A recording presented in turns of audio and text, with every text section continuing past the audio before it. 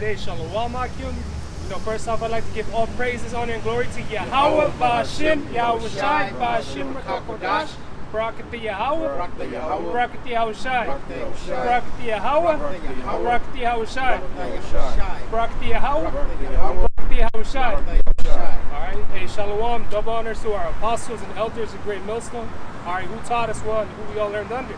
Alright, sincere Shalom to you, the elect out there, listening, teaching this word out in truth and in sincerity. All right, we're out here another day, another Saturday at the camp. Hey, it's a beautiful, day. Somewhat hot, but hey, we're gonna be here as long as the Lord wants us to be here. All right. So, today's lesson, I just wanted to go into the furthering, the destruction of this place, man. This place is gonna be destroyed, and what it's gonna be like, the coming signs and steps, towards it. Can a brother give me that in 2 Ezra 15 and 8?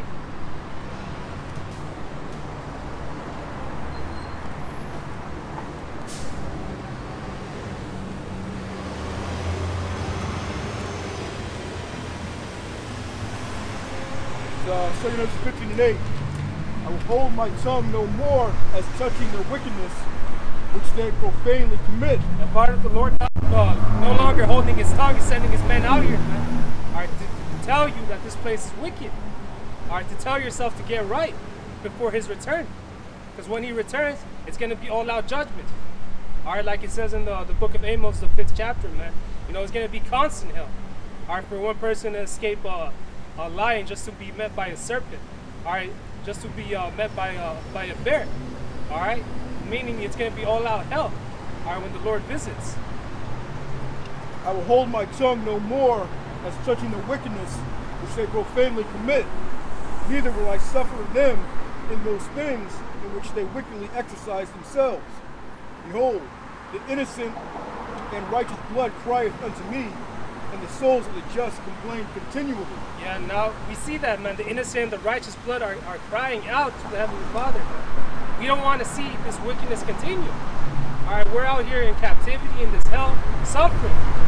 It speaks about in the book of Ecclesiastes how the more you know, the more you increase in wisdom, the more you increase in sorrow. Because we understand this isn't how things are supposed to be run over here.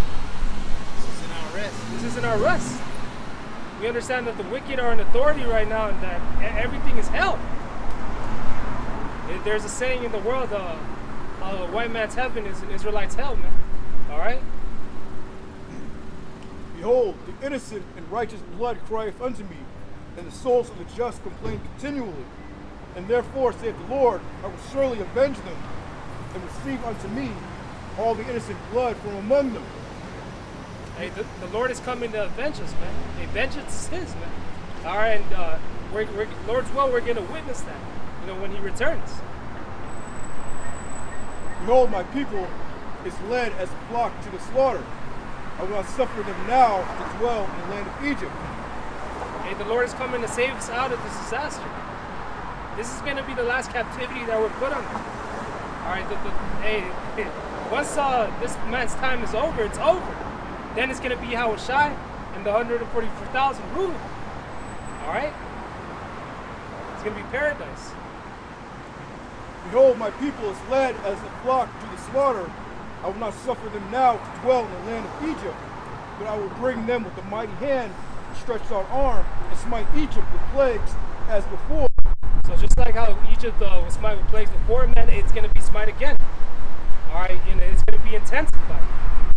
All right? It's going to be terrible for the people dwelling up in here. All right, just for them to taste of that final plague, which is going to be that thermonuclear destruction. Good. If I can say this, and the scriptures say that it's going to be like a time like no other. Yeah. So it said it's going to smite us with the plagues of Egypt as before. So this time that's coming up, it's going to be way worse than how it was in Egypt, man. And it was pretty damn bad up there in Egypt, man. Yeah. So darkness, you got the frogs, all those plagues. The firstborn was dead. The water turned to blood. Imagine now, it's going to be much worse than this time to come. The Lord said he's the avenger, he's the real avenger, Yahweh Shai, man. Coming to avenge you, our people, man. Negroes, Latinos, and Native Americans, man. I got something real quick. Oh, yeah, man. This is Revelation 11 and 8. And their dead bodies shall lie in the street of the great city, which spiritually is called Sodom and Egypt, where also our Lord was crucified. Yeah, hey, there's going to be no regard to burying these bodies, man. Like it says in Zephaniah, they're going to be like dung in the streets. There ain't going to be no burial service. There ain't going to be no coffins for them. They're just going to be out there. You know, like it says, the stink is going to increase. Yeah. This place is spiritually Egypt all over again, and Sodom and Gomorrah, man. All those wicked kingdoms all wrapped up into one. This is the wickedest kingdom that's ever lived. That's why the Lord is going to give it the worst punishment that's ever been since the world began, man. Okay? Yeah, just like how Sodom and Gomorrah were destroyed, you know, as an example of how not to rule, this place is going to be the ultimate example, you know, what not to do. Yeah. Joel, 3rd chapter, the 19th verse. Egypt shall be a desolation, and Edom shall be a desolate wilderness.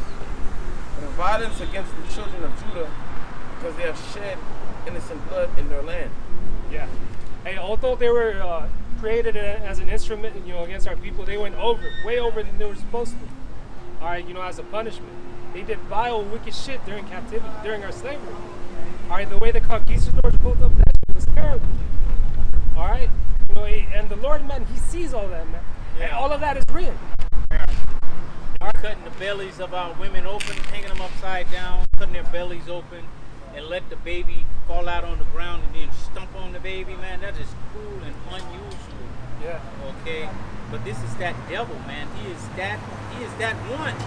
He is that perfect devil that the Lord created to come against you Israelites, okay? Yeah. For going off, breaking the law, statutes, and commandments. It's not in his own power that he does what he does, you know. He is the Most High sword, okay? The Most High gave him the power to do that.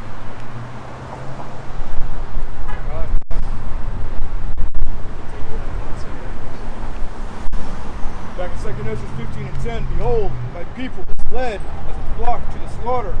I will not suffer them now to dwell in the land of Egypt, but I will bring them with a mighty hand and stretched out arm, and smite Egypt with plagues as before, and destroy all the land thereof.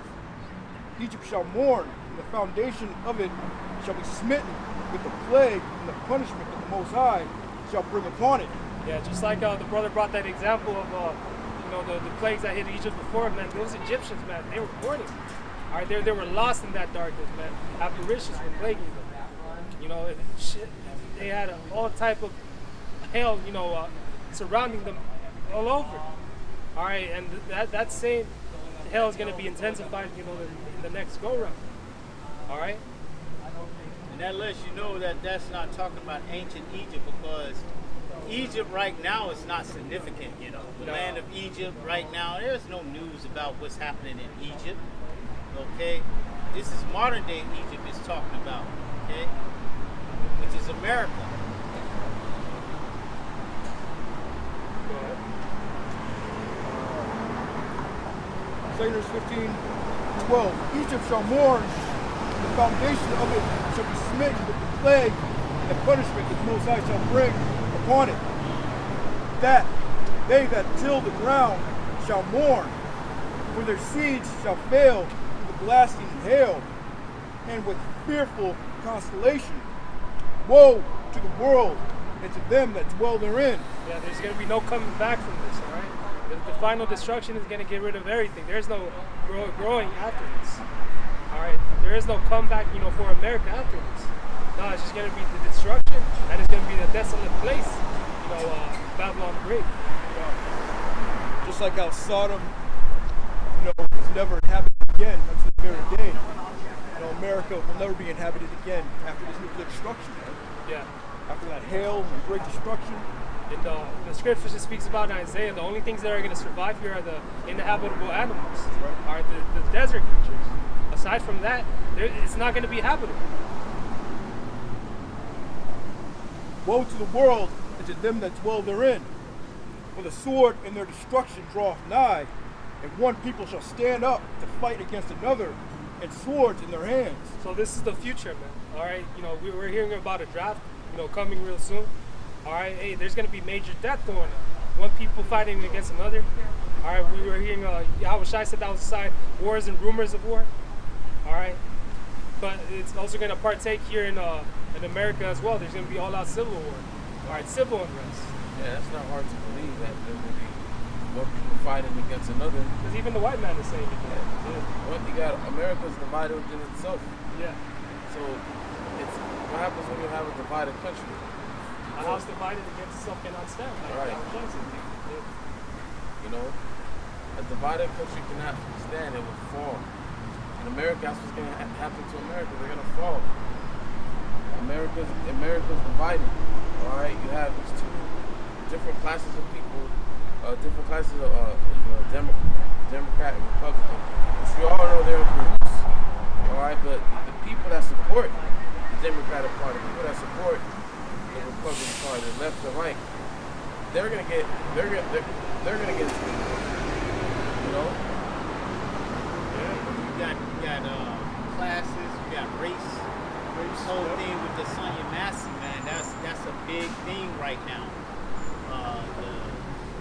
The so-called Negroes and Latinos, they are mad about that. Okay, the Lord is finally putting the spirit on us, on our people, to realize that their enemy is their enemy now. Yeah. Okay, that's a big thing in the news right now. Everybody's realizing that this devil is exactly that. He's the devil. Okay, and they're realizing that it's not just coming from the officer, it's coming from up top. Okay, that the whole head is sick. Yeah. Everything is bad, man. So that's going to be part of that race war, man. Okay? That's right.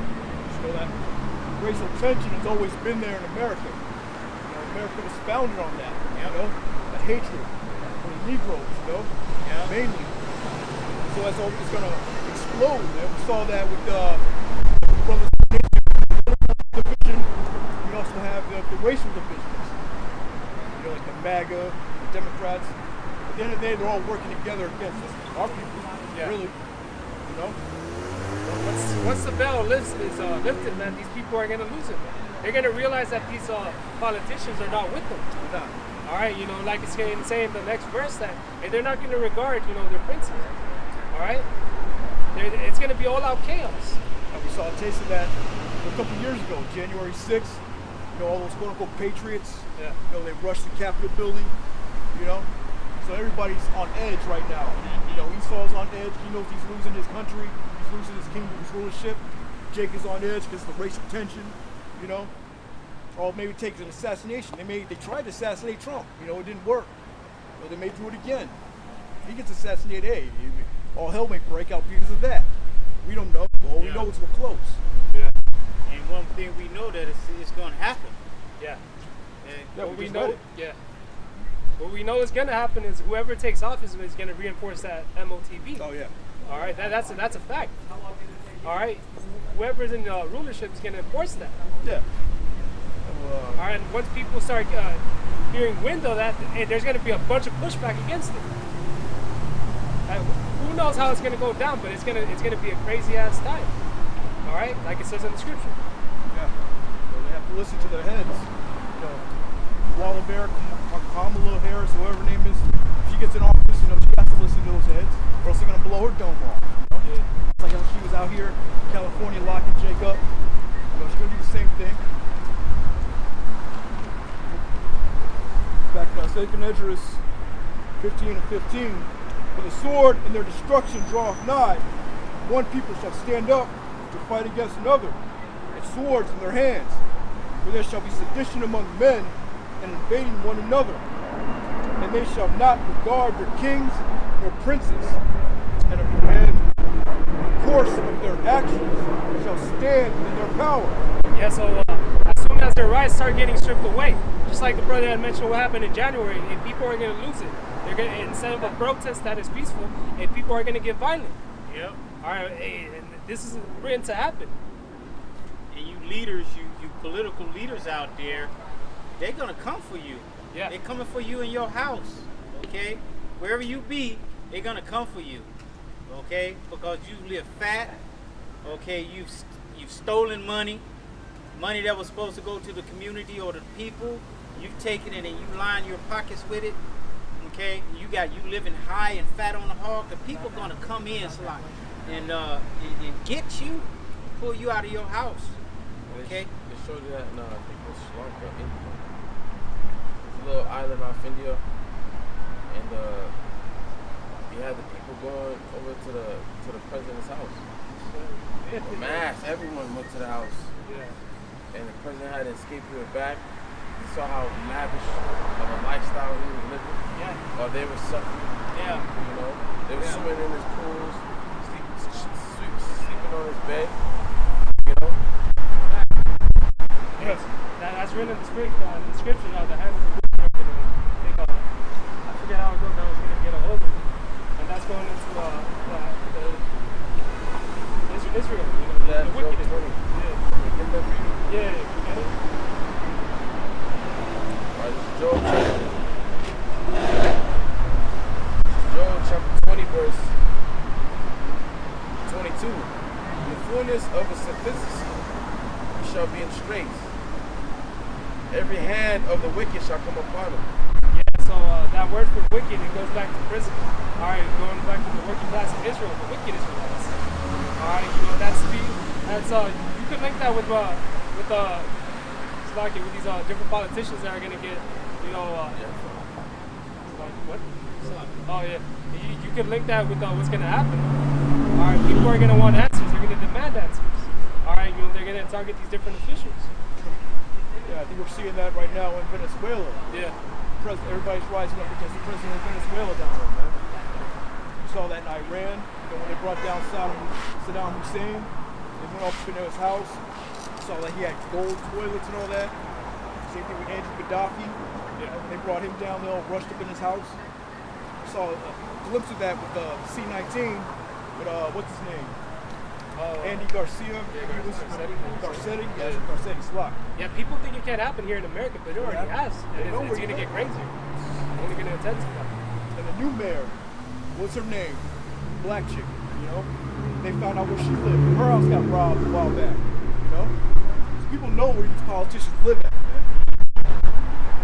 You see, the leaders of today, they don't hold the integrity like Moses had. Moses said he didn't want to spend a season, you know, in Pharaoh's house, that he'd rather suffer with his own people, okay, than to spend a season in Pharaoh's house enjoying, you know, the dignities of life. You know, he had a lot of integrity, which these politicians and leaders don't have, man. They don't have any integrity about themselves, okay? They would watch you suffer, watch your children suffer, and then go home and have their servant make them a big steak dinner, okay? And they live high on the hog and sleep well at night under air conditioning, you know? Yeah. Especially the Jake politicians, man. These so-called black politicians that get up in office, they don't do a damn thing for black people out here, man. They don't do shit. Yeah. They're not allowed to. That's what I was about to say. They answer to people, just like these other politicians and these other celebrities. But, you know, they have to answer to someone. Right. You know, they can't do major things, but little things here and there. Good. Little laws that they can pass to help Jake out communities. They can do stuff like that. They can block certain things, redlining, all. They can block all that stuff if they wanted to. But they don't, you know? I got a precept. It's Isaiah chapter 19, verse 2. Now it said the Egyptians against the Egyptians, and they shall fight everyone against his brother, and everyone against his neighbor, city against city, and kingdom against kingdom. Hey, once resources are low, people are going to want what the next man has. And they're not going to regard that they're the same. They're not going to regard who they're robbing. All right, they're just going to see it as their family and themselves got to be fed. Right. All right? When they lose everything, when they have nothing to lose, they end up losing it. Yeah. That's why they're going to go out in the streets to take out the frustration. Yeah. And they're not going to take out the frustration peacefully. All right, the scriptures, which we're going to read it, 2 Corinthians 15. It says they're going to have swords in their hands. All right? That shows you that something's going to happen that's going to get these people so frustrated that they're going to take up arms against the government, gonna take up arms against another race, another class. And it's not unimaginable. Just look at what the riots that happened with George Floyd. People lost it. They started looting, these different mom and pop shops, all right, these different companies. All right, all it just takes is one event, all right, to stir the people up. Yeah. It's like going back to the LA riots, how wild Jake was back then. Jake's a little bit more tame now. Who shall rile him up? Scripture says something's gonna happen. Jake's gonna get riled up out here, man. Exactly. And that was for what? For the verdict of what is it, Rodney King. Rodney King verdict. So you see what roused Jake up. Okay?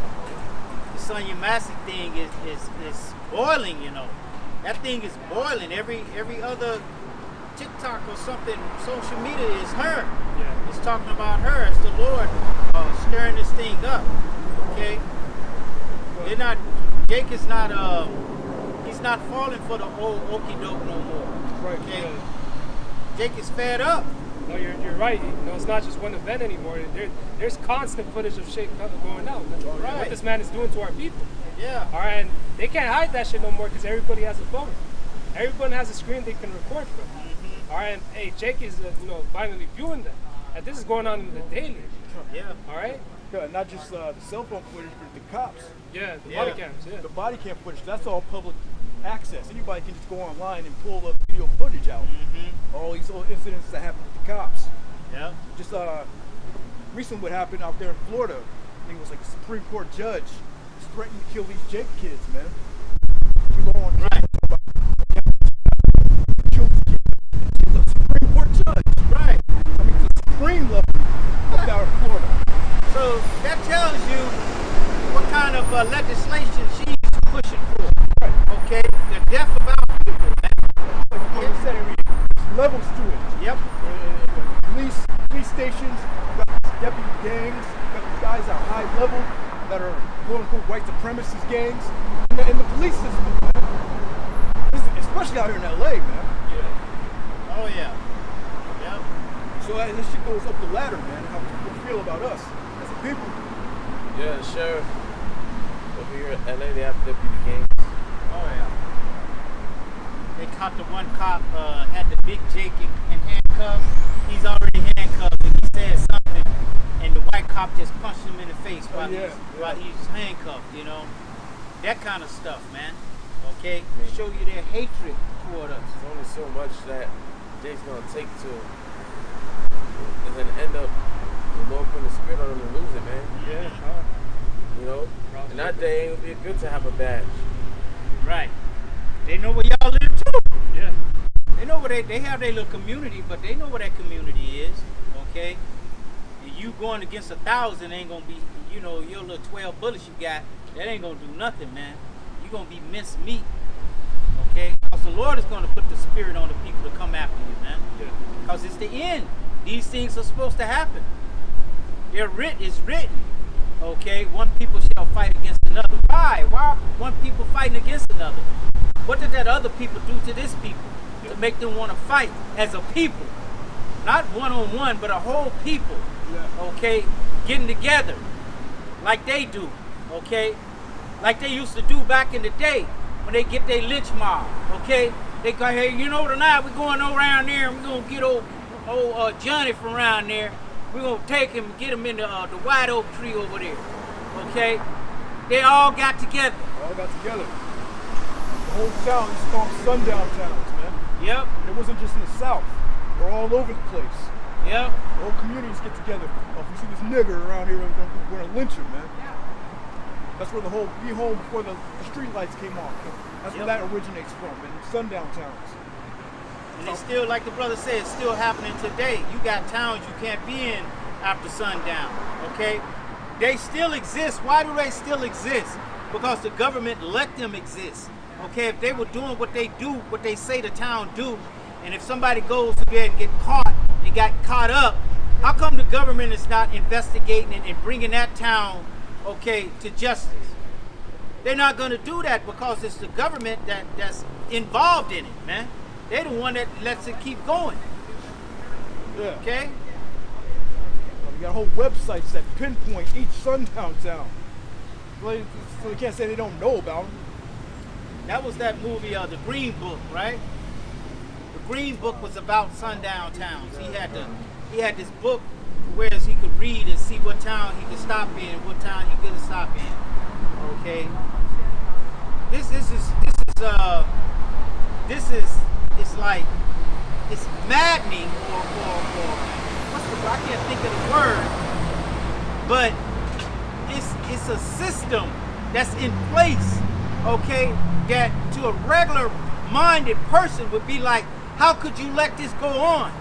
Okay, you say you are a civilized country, you're civilized, but yet barbaric things go on here. Barbaric. Okay? And the government is barbaric. They let it go on. They sanction it. Okay? These guys can get away with anything that just walk by the camera. Okay? They can get away with anything. Alright? And unless you got them on camera, okay? And then sometimes that's not enough. Yeah. You know, it's like the tunnels that happened in New York. Right. No one said anything about that. Nothing. Yeah. But soon as Jake do something, then all this an uprise. Oh, we gotta put them in their place. You know, this can't happen. This is a civilized place. Okay? But yet they're allowed to do devilment 24/7. Okay? It gets swept under the rug. All right? The Catholic priests, they could do anything to your children. Okay? And it gets swept under the rug like it's nothing. Yeah. They just move them to another parish, another church, you know? No, you don't even hear about it no more. They don't really talk about that stuff. It ain't big like it once was, you know? All these priests out here, man. They just swept it under the rug. Hey, but hey, like the scripture says, the Lord says, suffer patiently the wrath that is upon you from the Most High, man. That's part of the wrath. The Most High, sundown towns, that's part of the wrath. These unjust court systems, that's part of the wrath of Yahweh, man. We have to go with these devils for the one of all things. We have no power in our might. But hey, you gotta suffer that, man. The reason why the Lord says suffer patiently wrath. Yeah. Right? 2/3 of our people don't understand. But after that suffering though, the Lord said He was going to avenge us. Yep. Okay, on them damn devils, man. Read it. Okay, y'all did it to us. Yeah, the Lord allowed you to do it, but there's going to be consequences and repercussion for that. Believe me. All right, you're going to get punished for that. Zechariah 9:13. When I have bent Judah for me, filled the bow with Ephraim, and raised up thy sons, O Zion, against thy sons, O Greece, and made thee as a sword of a mighty man. And the Lord shall be seen over them, and his arrow shall go forth as the lightning, and the Lord Yahweh Bashim Yahushai shall blow the trumpet, it shall go with whirlwinds of the south. Right, when the Lord raising up the southern kingdom, the head tribe being Judah, and raising up the northern kingdom, the head tribe being Ephraim. Okay? Against thy sons, O Greece, which are you Edomites, man. Alright, that indicates what? A race war, man. It's gonna be Yahweh Bashim Yahushai, and then put the spirit on Jacob, Esau, man. And they're gonna clash, they're gonna go hands on it. Okay? Yeah, because you devils have that hatred, man, that follows everyone. All right, against our people. All right, and hey, there's going to be an all-out, fight, like the brother's saying. All right, against these different nations, more importantly, Esau. Man. All right, you patriotic, Edomites. Real quick, just going back into how, Jacob, the northern kingdom, the southern kingdom come together these last days. Obadiah, verse 18, and the house of Jacob shall be a fire, and the house of Joseph a flame, and the house of Esau a stubble. They shall kindle them and devour them, and there shall not be any remaining in the house of Esau. The Lord has spoken. And that's going to be the final judgment on you devils. All right? There's going to be a day in the kingdom where we gather you up, and we burn you in a pit. All right? You aren't going to exist as a nation no more. There's going to be no Edomites, after the 1,000 years. All right? You're just going to be a story, an afterthought that we tell our kids. Or that vengeance, man. Yeah. It's the righteous thing to recompense tribulation of them that trouble you. Right? Back in 2 Ezra 15, 16, there shall be sedition among men, and invading one another. They shall not regard their kings nor princes, and the course of their actions shall stand as their power. A man shall desire to go into a city, and shall not be able. And yeah, you won't be able to travel as freely as you can right now. There's going to be certain checkpoints, certain cities that you can't enter. All right, everything is going to be restricted. All right? For because of their pride, the city shall be troubled, the houses shall be destroyed, and men shall be afraid. Yeah, hey, the cities are going to have it the worst. All right, this is where a major population is at. All right, this is where judgment is going to be executed quickly as well. All right, once all hell breaks loose, people are going to lose their shit. A man shall have no pity upon his neighbor, but shall destroy their houses with the sword, spoil their goods because of the lack of bread and for great tribulation. Yeah, because of the lack of bread and all the hell that's happening, hey, people are going to, rob and spoil one another. All right, they're not going to care who it is. All right, you're cool with your neighbor right now, hey, that's not going to last. All right, it speaks about how because iniquity shall abound, the love of many shall wax cold. In those days, people aren't going to, give a fuck who you are. All right, oh, you watched over my kid, this or that. No. All right, hey, they're going to look after themselves and their kids, all right? Some of them might even eat their kids. It speaks about how that's going to come back. So man shall have no pity upon his neighbor. All right, so you think you're cool with your neighbor now, you say hello to him, whatever, on your way out, but he's not going to have any pity upon you. You're not going to have any pity upon him, man. It's the lack of bread for the destruction, You're going to be looking after your family, your kids. It's going to be all out bad. But, verse 20, behold, saith the Most High, I will call together all the kings of the earth to reverence me, which are from the rising of the sun, from the south, from the east, and Libanus, to themselves one against another, to repay the things that they have done to them, like as they do yet this day unto my chosen. So will I do also, and recompense in their bosom. Thus saith the Lord Power, my right hand shall not spare the sinners, and my sword shall not cease over them that shed innocent blood upon the earth. Hey, yeah, Yahushua is coming to turn up the heat, man. All right, especially to you, those of you who did evil unto our people on this side. All right, hey, the Lord is coming to rain that vengeance. All right, and to our people. Yeah, you said, my right hand shall not spare the sinners. Yeah, and that you could link that with Ezekiel 9. You can get that next as well. All right, how our people they're going to be executed. All right, because of they refuse to turn back. All right. My right hand shall not spare the sinners, and my sword shall not cease over them that shed innocent blood upon the earth. The fire is gone forth from his wrath, and hath consumed the foundations of the earth, and the sinners, like the straw that is kindled. Woe unto them that sin, and keep not my commandments, saith the Lord. Yeah, here you have all the time in the world. You have all the time in the world to repent right now, but you refuse. It speaks about in Proverbs how the Lord, man, He's sending out His prophets. He's extending that hand, and those of you wicked Israelites refuse. All right. Can you give me that precept in Amos 9 and I believe it's 10 or 9? Yeah, and after that we'll get Ezekiel.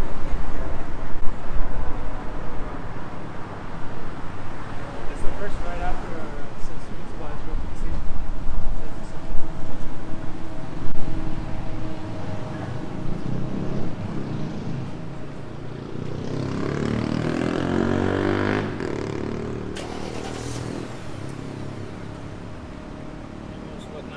Yeah, it says, well, in that precept, it says, woe unto them that sin and keep not my commandments. So a lot of this destruction is for 2/3 of our Yeah. people, man. They refuse to come back to Yahweh Shem Yahushua, like the brother was saying. So the prophets have been out here since what, 2008, 2007, spread across the globe, really since the 70s. Yeah, even before that, our apostles, our elders. All right. Can you give me that in Amos 9? Amos 9 and 10. All the sinners of my people shall die by the sword, which say, the evil shall not overtake nor prevent us. And that's the mindset of the wicked of our people. They believe since everything's been good, they haven't been judged, that it's not going to happen. And but the Lord is coming to execute that judgment. And we just read about that thermonuclear. All right, He's saving these souls. All right, to witness all the hell that's going to happen before that, just to be burnt up by the missiles. All right, that's a fearful thought.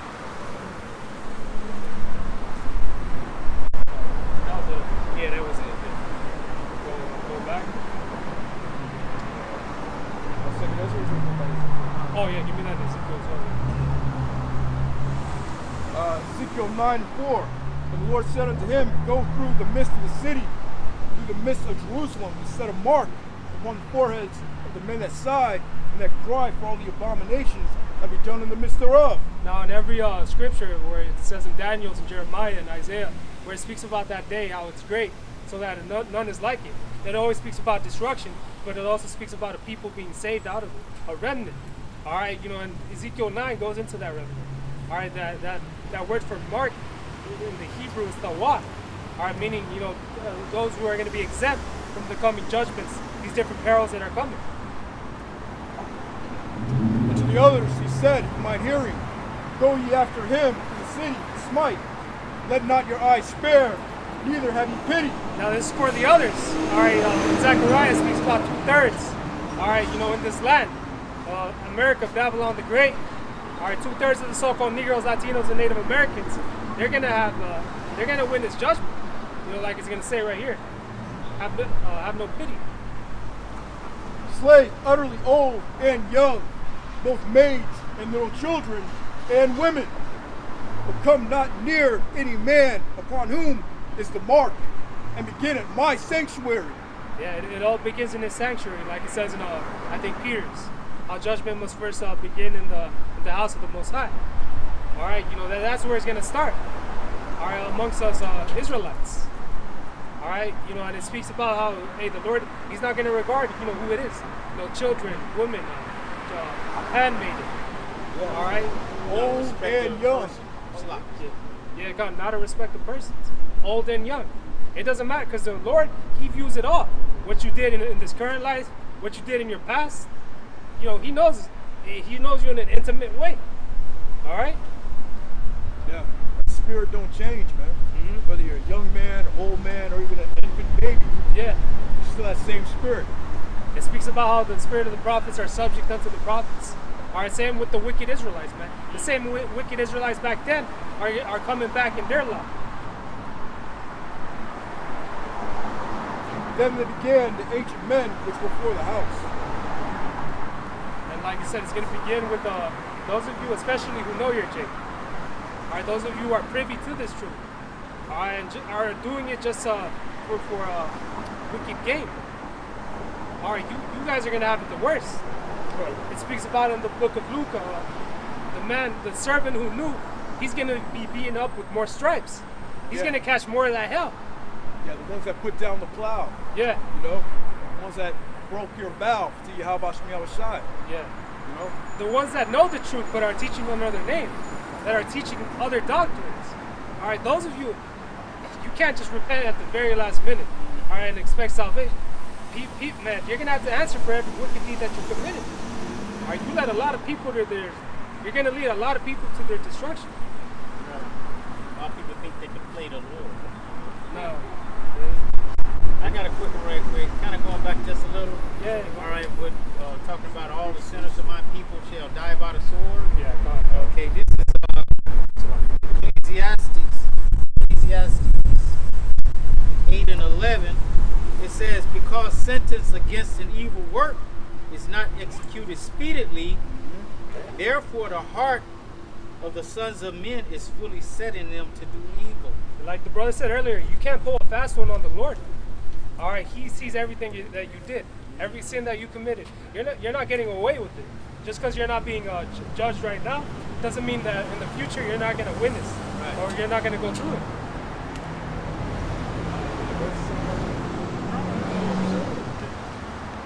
Yeah, like, you read again? Because the judgment doesn't come quickly. Yeah. You know, our people think they gotten away with something. Other nations think they gotten away with it. You know, it's like, just let us come, cut them off from being a nation. You know, they fuck this up, do us in slavery. But because the Lord ain't done nothing, you know, they think they're good. They think the Lord is on their side. You know? Because sentence against an evil work is not executed speedily. It wasn't executed speedily. You know? We're still under these devil's hands, man. Yeah. Our people are still out here worshiping other gods. Therefore, the heart of the sons of men is fully set in them to do evil. Though a sinner do evil 100 times and his days be prolonged, yet surely know that it shall be well with them that fear the Most High, which fear before Him. You fearing the Lord, you're going to be good, because you're not trying to sin. Okay, add sin upon sin. You're not trying to do that. When you sin, you repent of your sin and are very sorrowful. Okay, you're not like the Israelite of old that when they purchased the dove, okay, the sacrifice before they even do the sin. No. Okay, premeditated sin. It speaks about that in the book of Peter's, how not to use your cloak as an event, as an occasion, you know, of the flesh. Yeah. All right, roughly paraphrasing. All right, don't use His grace as a liberty to do whatever the hell you want. All right, because the Lord's sacrifice, man, you know, He's not gonna come down here and do that again.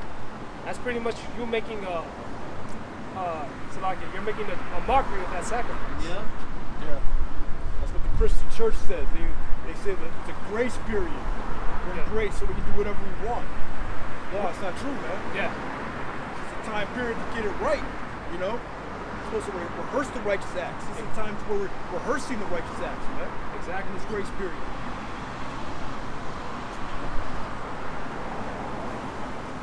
Come, go back to 2 Ezra 15 and 24. Woe to them that sin and keep not my commandments, saith the Lord. I will not spare them. Go your way, ye children, from the power, defile not my sanctuary. For the Lord knoweth all them that sin against him, and therefore delivereth he them unto death and destruction. Yeah, the Lord is keeping, His eyes are, it says, 10 times brighter than the sun. Yeah. 10,000 times brighter than the sun. You know, He sees, He sees all the evil and the good that's being done. All right, especially our people. All right, you know, us being so close to the Most High. And you're gonna have to answer to all that. All right, the wicked Israelites that continue to sin.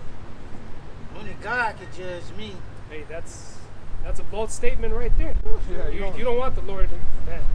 You don't want to receive that. It's a fearful thing to fall into the hands of the heavenly power. All right, the one who created you, the one that knows you. All right, what makes you tick? You know, what you fear the most, what you love the most. He gave you the fear. Yeah.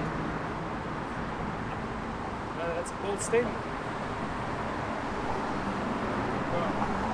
Verse 27. And now are the plagues come upon the whole earth, and ye shall remain in them. For the Most High shall not deliver you, because ye have sinned against him.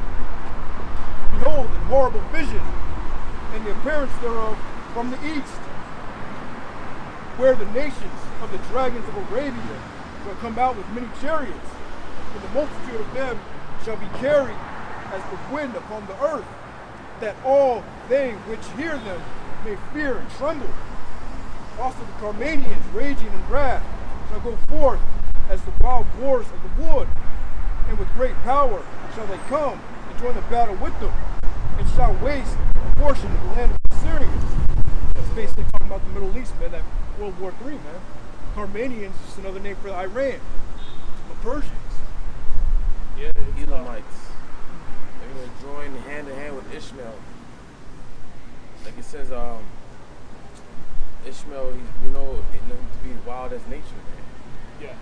Yeah, it says it's a wild man. Yeah. Strap a damn bomb to his chest, say Allah Akbar, Blow and himself blow up. himself up to blow up other people. You know, that's wild there. Wild boar, man. And then it mentions the Carmanians, Persians. So they're gonna trap him like a wild boar. What happens when you trap? You put a wild boar in the corner. What happens? That boar goes berserk, man. If you notice there's a lot of tension, especially right now, between America, Israel, and Iran. Okay? If you pay attention to the American military bases around the world, a lot of it is surrounding Iran. Because that's the last nation that they want to invade. Watch that little talk that Aaron Russo had with Nick Rockefeller. Y'all saw that, how he mentioned that they want to take Libya, Syria, and he mentioned Iran. And that's the nation that they want to get. Alright? What's going to happen when that happens? What's going to happen? When the least of the flock shall draw America out and get them to invade and attack Iran. We're going to have Russia. Russia's going to step in. Be a big guard and a big brother to Iran. And you saw an example of that with Syria. How the West wanted to take Assad out and they couldn't do it because of Russia. Russia stepped in and backed them up. Alright? So what do you think is going to happen when they try to invade Iran? Take over Iran. Alright? Russia's going to step in, man. Alright, it's going to cause World War III right there and then. You already had,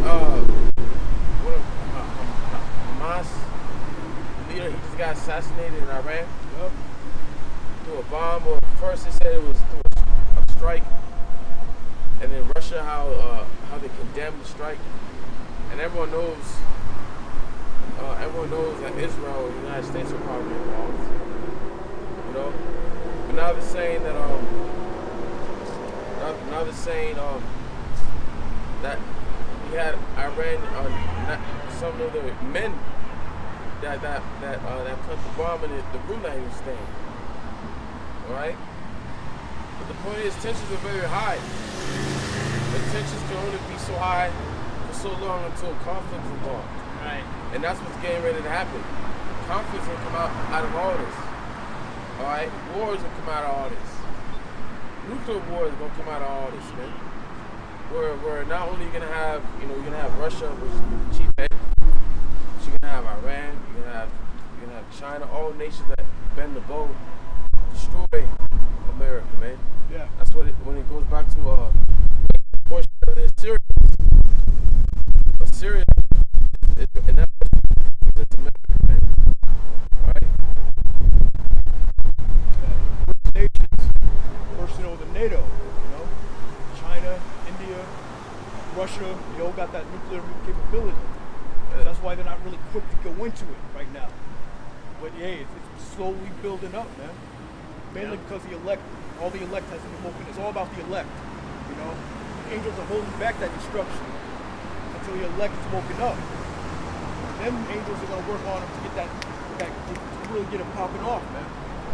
Yeah, it says, "Who shall make war with the beast? The beast being NATO."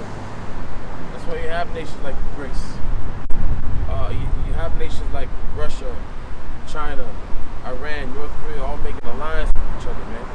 Because they know in order to go to war with the beast, they have to join an alliance. Russia can't go to war with NATO on its own. They need an alliance with China, North Korea, Iran, and that's what they're seeing. That's what America's seeing. I've seen on Real News, no bullshit.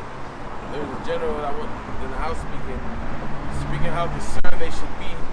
This is right before they passed the, I believe it was $51 billion budget on defense, and they were going into how they were basically speaking on how America's not ready to handle Russia, China, North Korea, Iran all at once. They're not ready for war conflict. Speak how China's preparing cybersecurity. Esau knows that they're F. What's going to World War III, man? You know? That's why you had Biden try to withdraw from really going into Ukraine. Yeah. Alright, he said that, hey, you know that once America and Russia comes, that's World War III. Yeah. Right? That's why they're so hesitant to do certain things when it involves Russia. Okay? Yeah, because that's going to be the war for them, though, alright? Alright, once Russia kicks in, man, you know, that's it. Alright, after Russia, man, they're not going to be the next superpower. Alright, it's going to be Shai. Alright, when he comes down, alright? You know, fuck whatever doctrine that is out there. Yeah, you know. Just waiting on that least of flock to draw them out. Waiting for America to invade Iran, you know. So that's really what's going to be kicking it off. No matter how many of these leaders that Assad is killing, because Israel's been killing a lot of them Iranian scientists going back years, man. They always talking about how they're going to vow revenge. They ain't going to do nothing until at least the flock draws them out, man. So the elect has been woken up. That's why it's important to come out here and do this work, man. And we're almost there. When it's time, they're gonna be a wild boar, man. They're gonna go berserk. We're going to go berserk. On a fucking go. small hats, man. You don't know that not just Elam's wild nature, but Elam's nature, but you're gonna learn Ishmael's nature as well. You know, because Elam, they support them Palestinians, man. Yeah. They back the Palestinians. They don't like what you are doing to them, man. Yeah, all of this is like continuously blowing air into a balloon, okay, that has its max amount of air that can be blown into it before it busts, okay, and that's what's happening. The air is being blown into the balloon with destruction, okay, and pretty soon it's going to max out, and there's nothing nobody can do about it, okay, it's going to bust. Just like back what the brother said, it's verse 31. And then shall the dragon have the upper hand, remembering their nature. And if they shall turn themselves, conspiring together in great power to persecute them, then shall these be troubled. Keep silence, the power shall flee. The point is, they're going to remember their nature. I mean, that wild war. They're going to go crazy out here, man. You need that Matthew 24, starting 4. He's talking about the signs. Matthew 24. Matthew 24 and 4. And Yahushua answered and said unto them, take heed that no man deceive you, for many shall come in my name, saying, I am anointed, and shall deceive many. And ye shall hear of wars, and rumors of wars. See that ye be not troubled, for all these things must come to pass, but the end is not yet. Yeah, so these are all signs, that are coming to tell us that this is the end. We're nearing the end. All right, we're hearing all these wars, and these rumors of wars. All right, and the Lord said, let not be deceived. These things must come to pass. All right, we understand that, through all that's going to go down, that this has to happen for our kingdom to come. All right? But the end is not yet. For nation shall rise against nation, and kingdom against kingdom, and there shall be famines, pestilences, earthquakes, in diverse places. We just read about that in Ezra. There's going to be people against another people. All right? Famine, destruction, death, pestilence. All that is coming. Yeah. All right? Earthquakes. I mean, we just had an earthquake out here a couple days ago. Yeah. Was out there in Barstow or something like that. Felt it all the way out here in the valley. Yeah. And that was just one. I mean, there's earthquakes in diverse places. You can pull up earthquake maps, different earthquakes that take place all around the world, all times, man. Some earthquake going on, man. As well as pestilences, man. I believe they recalled some stuff. There's always a recall going on. Yeah. Some a virus, some disease to get caught up in these foods now. I like Fiji water. I forgot what they call it. Listeria. Listeria, yeah. That's just the latest one. I mean, I I was at the grocery store the other day, and a recall notice came up on my receipt.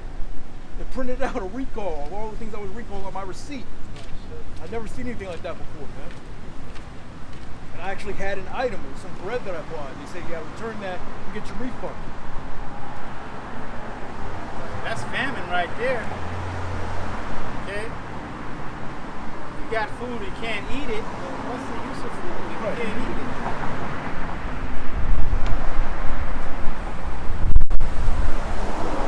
Nation shall rise against nation, and kingdom against kingdom.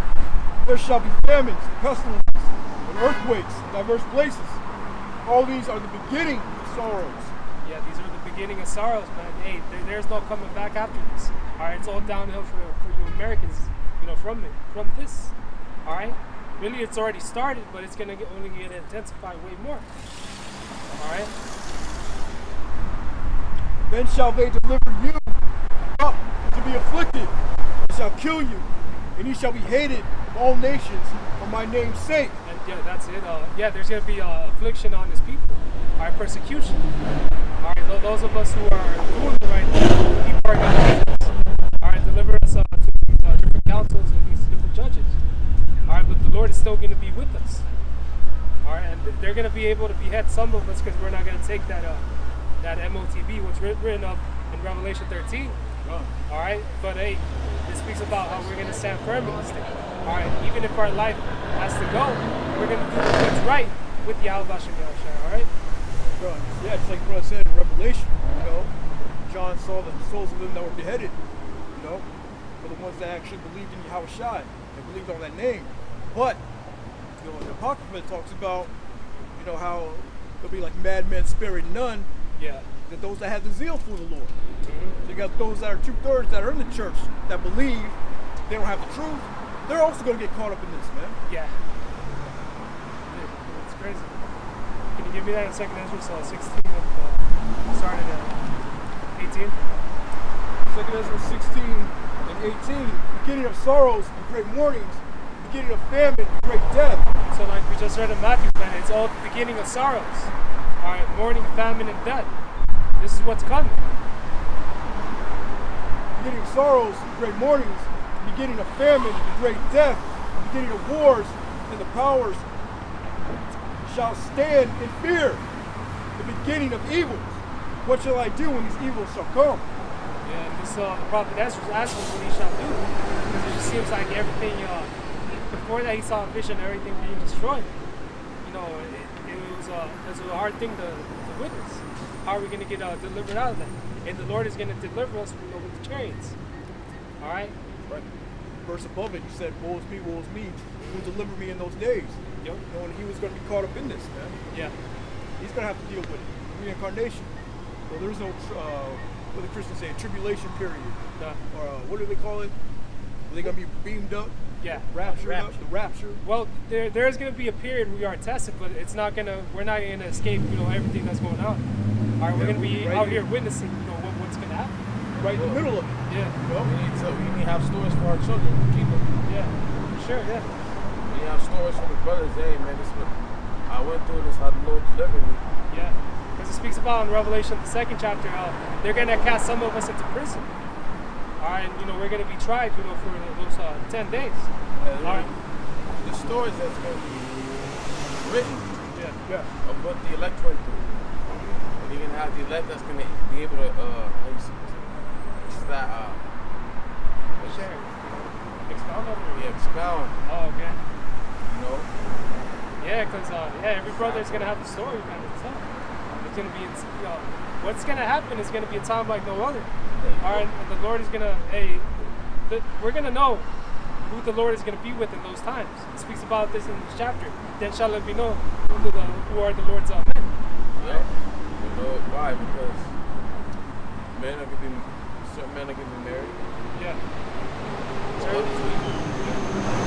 protect him and laugh, but others doing it. You got to think about that. That's an insane period. Yeah. All right, where people can't, find what to eat. People can't find, a safe environment. And you got men, happy. Happy, live, and vibrant. Look like they had food. They ate food a couple hours ago. Mm-hmm. Yeah. Where you Just ate. What? Plentiful. Yeah. Yeah, because not eating is going to change a lot of these people. Right? Yeah. Oh, yeah. Your facial structure, you're going to lose a lot of weight. You know, you become more weak. You're going to become more angry, Yeah. more violent. Remember the sneakers commercial back in the day? You're not you when you're hungry. You're not you when you're hungry. Yeah. Okay? And then they're going to be foreign troops invading this land. Your cortisol levels, man, your stress is going to rise up, man. Shit. All right, Fuck you. you're going to bug the hell out because you're not going to know where to go, where to take refuge in. Because, hey, us men, we're going to have, Lord's will, to the end, we're going to have the Lord. All right, Yahweh Bashim Yahushai guiding us. All right, taking care of us, providing for us. All right? Yeah. Psalms 23 going to be fully in effect. Yeah. Okay? Give us this day our daily bread. Lead us not in temptation. Yep. Okay, we walking through the valley of the shadow of death, but not fearing no evil. He leadeth me beside the still waters. Okay, that's going to come into effect, man. All right? That's basically a future prophecy. That's beautiful, yeah. Beautiful, man. When all hell is let loose, you're going to have the only safeguard, the only refuge. Yeah. All right, that can keep you safe. People are gonna be so hungry. They're gonna commit cannibalism, Yeah. which that is gonna change how you are as a person. Oh, yeah. That taste human meat. That's gonna change you. Yeah. You know, it's gonna change your mental state. Right. It's gonna change your body. Then you're gonna hands start gonna shake. You know, I don't know if that's true. That Get the shake from Probably is, yeah. the book Eli, Oh, man. they would tell they were cannibal because they shook hands. They probably have certain habits, yeah. Yeah, that's insane. That's gonna show how starving you're gonna be in order to want to eat somebody.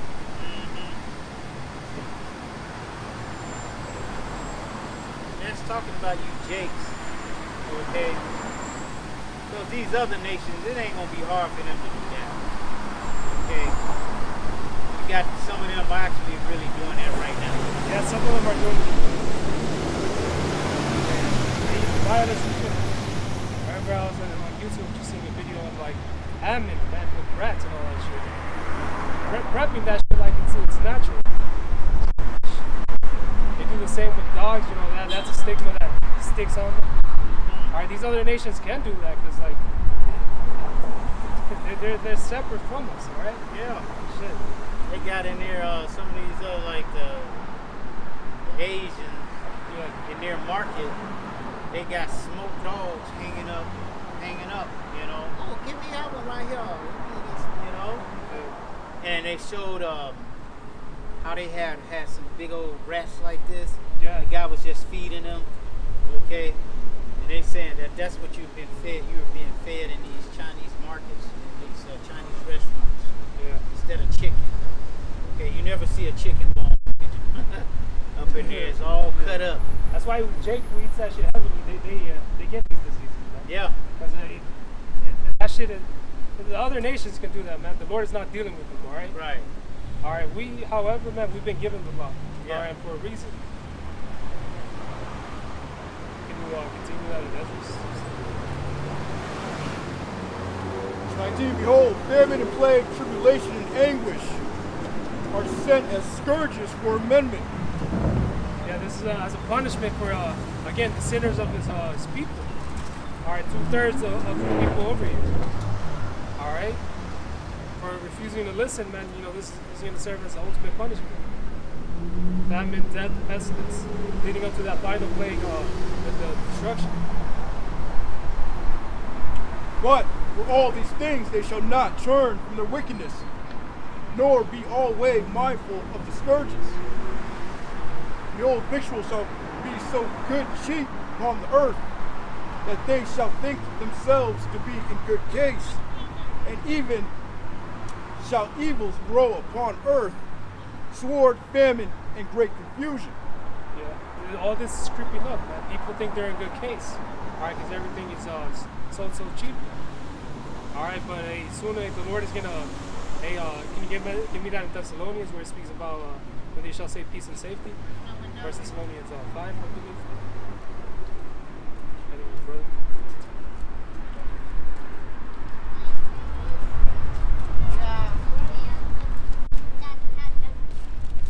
says, behold, famine, plague, tribulation, and anguish are sent as scourges for amendment, change you jakes.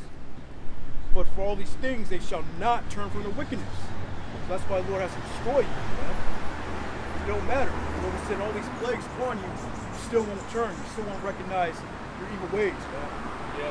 Come back to Yahweh Shai. You see nobody's out here, man. First Thessalonians 5:3. For when they shall say peace and safety, then sudden destruction cometh upon them, as travail upon a woman with child, and they shall not escape. Yeah. And those of you Israelites that think everything is all good, all right, that nothing is going to happen. When you least expect it, that's when the Lord is going to bring that sudden destruction. All right, He's going to throw a whirlwind at you. All right, when you're least expecting it. Yeah. Okay, and that's gonna shake a lot of you up, man. A lot of you are it's gonna be insane. Hey, all these warnings been going out for decades now. Warnings been going out for decades. At some point, the warning's going to stop. Okay, the fishing going to stop, and then the hunting is going to begin. Okay, a story, a book don't go on forever. You don't go into a movie theater and go in there and then you take the things that you need for the rest of your life up in there because you're never coming out. At some point that movie ends. Okay? It goes from the beginning to the middle to the end. Okay? Nothing is different about this movie we're in right now. Okay? At some point it's coming to an end. Yeah. Alright? We're at the ending now. You can see the climax. Okay? The peak of a story is going to its climax right now. Okay? These things will come to pass as written in the scriptures. Alright? We're here to warn you of them, and you're supposed to take heed to that warning. If you don't take heed to the warning, then when the sudden destruction comes, you're going to be wanting to see and hear that warning again. Okay? You're going to want to know where the prophets of the Lord are. Okay? You're going to want some relief. But the Lord said, when I called, you didn't answer. When I stretched out my hand, you smacked my hand away from you. So now you're going to have to just deal with it. It's coming. Everything we're saying is going to come.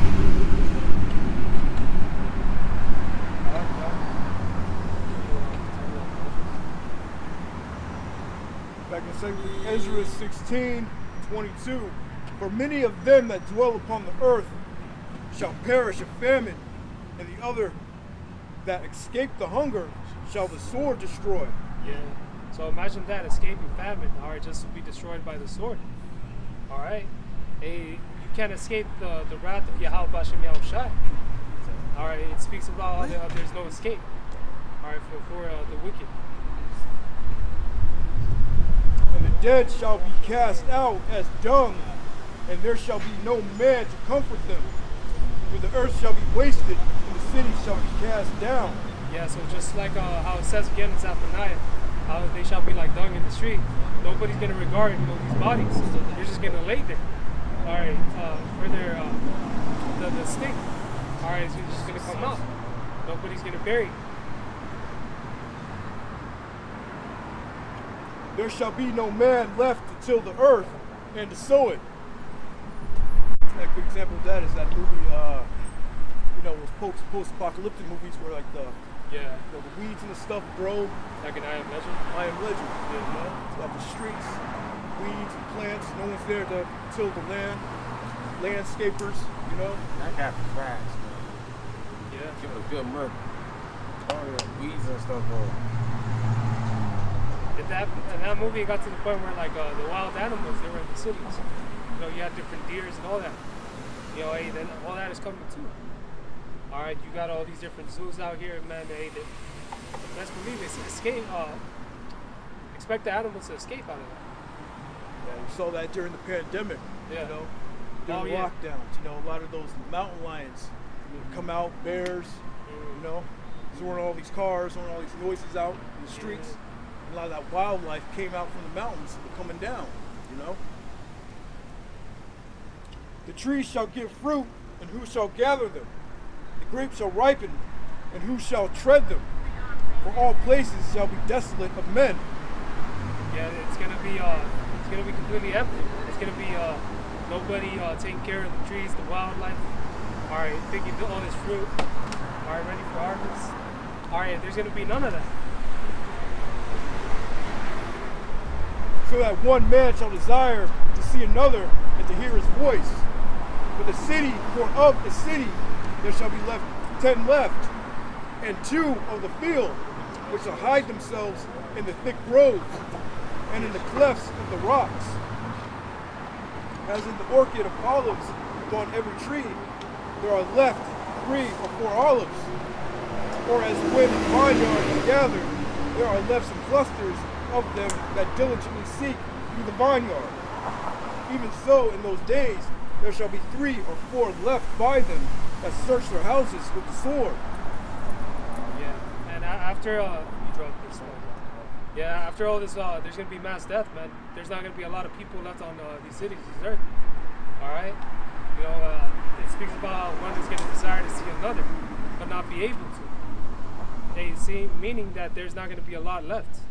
All right, a lot of people are gonna die before it all happens. And the earth shall be laid waste, the fields thereof shall wax old, and her ways and all her paths shall grow full of thorns, because no man shall travel therethrough.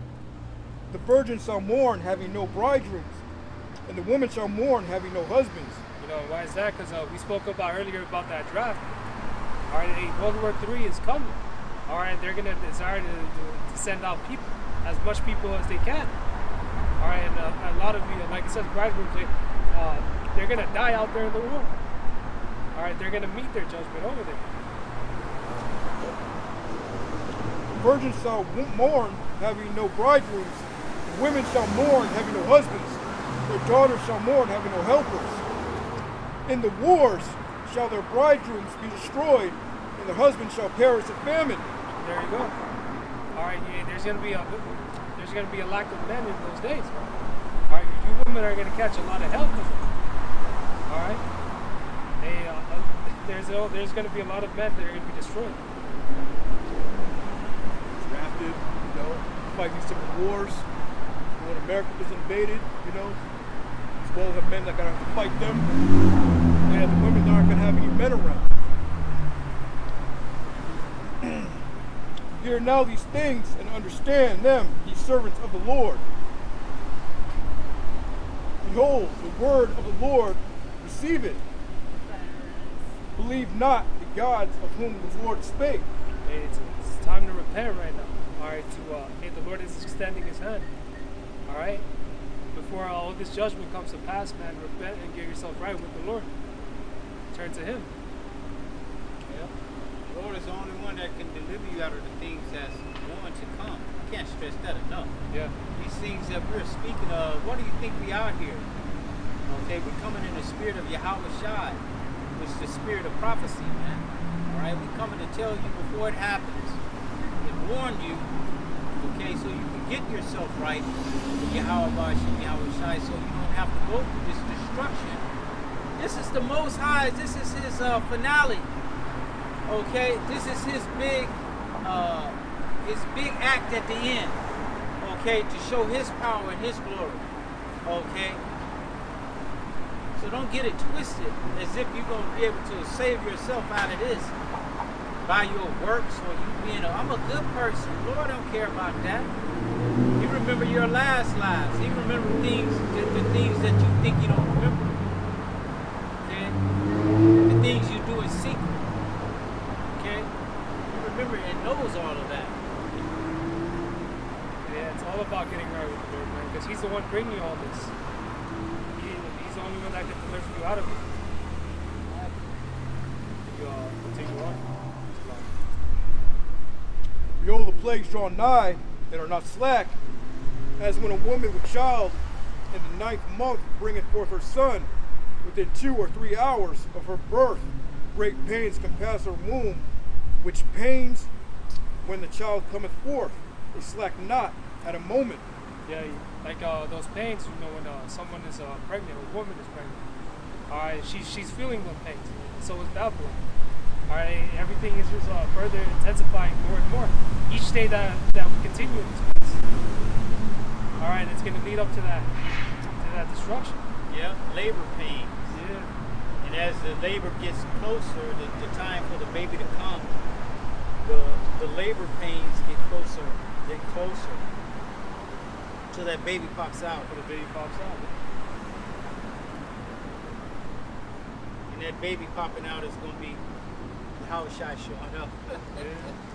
This place being destroyed and Yahushua showing up. Even so shall not the plagues be slack to come upon the earth, and the world shall mourn, and sorrow shall come upon it on every side. All right, yeah, so there's going to be no salvation for you people, all right, or the wicked people. All right, all these perils are just going to come in more and more. All right, so you're not going to know where to turn to or who to turn to. All right. O my people, hear my word, make you ready to the battle, and in those evils be even as pilgrims upon the earth. Okay, so the Lord is pretty much telling us to be like pilgrims upon the earth. All right, some of those brothers, man, hey, we're not going to stay at a spot for too long. Right. All right, like the brother was mentioning earlier, there's going to be wild shit going on, people that are cannibals and all this type of madness. All right, you know, that's why the Lord is also going to give us a cold spirit, you know, in those days. You can't just trust anybody. All right, because anybody in that day isn't going to look out for your well-being. Don't trust anybody now. Yeah, don't trust anybody now. Everybody has their own intentions. You don't become attached to things. Yeah. You know, your house, your bed, your car, you know, eating 3 meals a day. Don't get attached to that. Okay? Be ready to be made uncomfortable. Okay? Find solace in that, being uncomfortable. Knowing how to take being uncomfortable, okay? Like it's just another day. That's what you better look at it as. Okay, because the scripture says, arise ye and depart, for this is not your rest. Yeah. Okay, don't try to rest up over here because you see other people resting. This is not our rest. We're going to get our rest. And our rest is going to be an eternal rest, man. Okay, we're going to be able to enjoy this life. We're going to be able to enjoy our life, our children's life, okay? Enjoy having servants, okay? Enjoy owning something. You'll be able to own your house. This brother going to be able to own his own planet, okay? That's how it's going to be. Nobody's going to be able to take it away from you. But this is not the time. Like, yeah, people right now, they're all been on alert because there's been a lot of robberies, break-ins into their own house. In the kingdom of heaven, you're not gonna have to worry about that shit. Right. Leave the door open. Exactly. Eternity. There's not gonna be a thought either. But you can't do that now. You can't do that here. Okay? What's coming is neighbors shall fight against neighbors with swords in their hand. You know?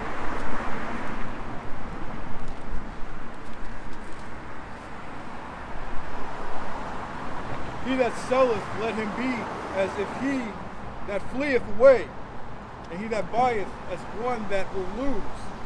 He that occupieth merchandise as he that hath no profit by it, and he that buildeth as he that shall not dwell therein. That's it.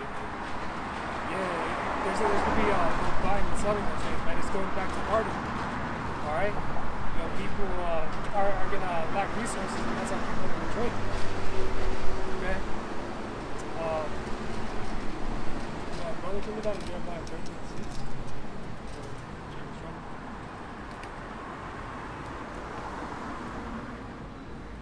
Jeremiah 13:6. Ask ye now and see whether a man do travail with child. Oh, so like, Right. is that one? Yeah, you can start there. Yeah.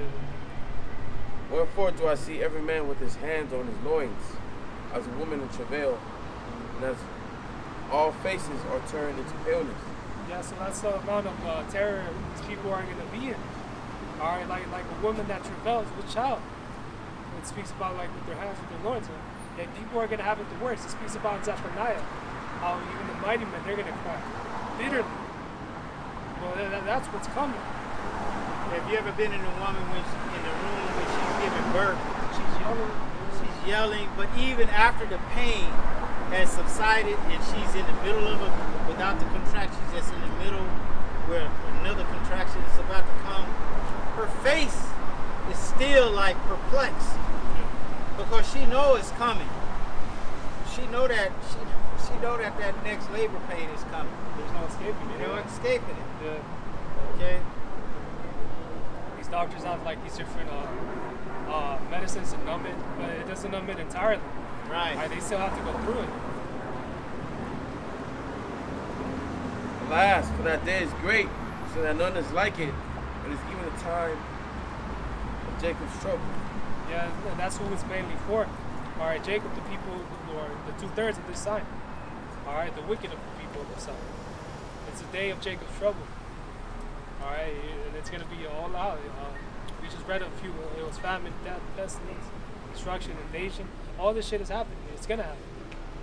You got precept? Oh, go ahead. You done with that?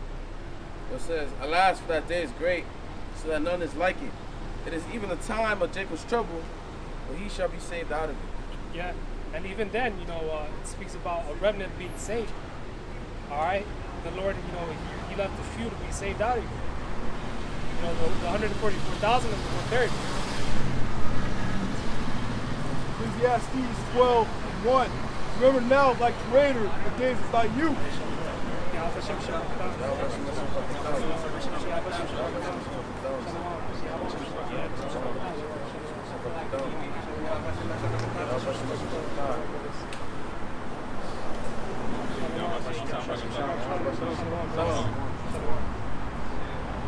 Remember now the Creator in the days of thy youth, while the evil days come not. Hey, gone while the evil days come not. All right, in your youth, man. While you've heard of it. While there's still time to get right with the Lord. All right, no putting it off. All right, for the next day. No, once you hear it, that's when it should click with you. Understand that, hey, right now is the time to get right. But the Lord is coming to bring great judgment on this place. All right. Remember now thy Creator in the days of thy youth, while the evil days come not, nor the years draw nigh, when thou shalt say, I have no pleasure in them. While the sun or the light, or the moon or the stars be not darkened, or the clouds return after the rain, in the day when the keepers of the house shall tremble, in the day when the keepers of the house shall tremble, and the strong men shall bow themselves, and the grinders cease because they are few, and those that look out of the windows be darkened. Yeah, we're seeing part of that happen. The keepers of the house trembling with these different economists already know that this place is already through. It's at its end. There's no coming back from all the debt. All right, and it speaks about how the strong men, they're gonna bow. All right, the ones who you think is strong, man, they're not gonna last. All right, the ones who think you have that mental fortitude, we just spoke about how it's a time like no other in Jeremiah. All right, passing the captivity we went through in Egypt. All right, these different kingdoms that we were captive in. All right, Greek, Rome. All right, back in America again. All right, it's gonna encompass all that shit that happened to us as a people. All right, leading to Jacob's trouble. The doors shall be shut in the streets when the sound of the grinding is low, and he shall rise up at the voice of the bird, and all the daughters of music shall be brought low. Yeah, we're seeing that grinding plan. It's slowing down. It's gonna get to a point where people can't go to their jobs. It's gonna get to a point where people are gonna riot, and lose it over that. All right. That it? Yeah. That was in Jeremiah, right? Can you give me that in Zephaniah? The day of the Lord? Zephaniah.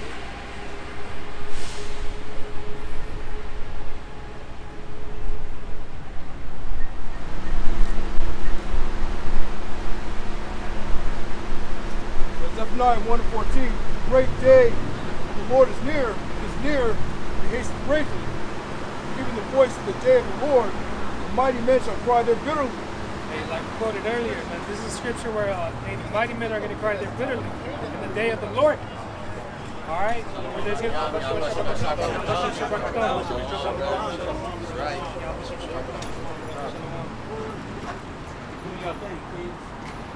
Right. and there's going to be no shelter if the Lord is not with you. All right? You're going to be lost and confused of where to turn to.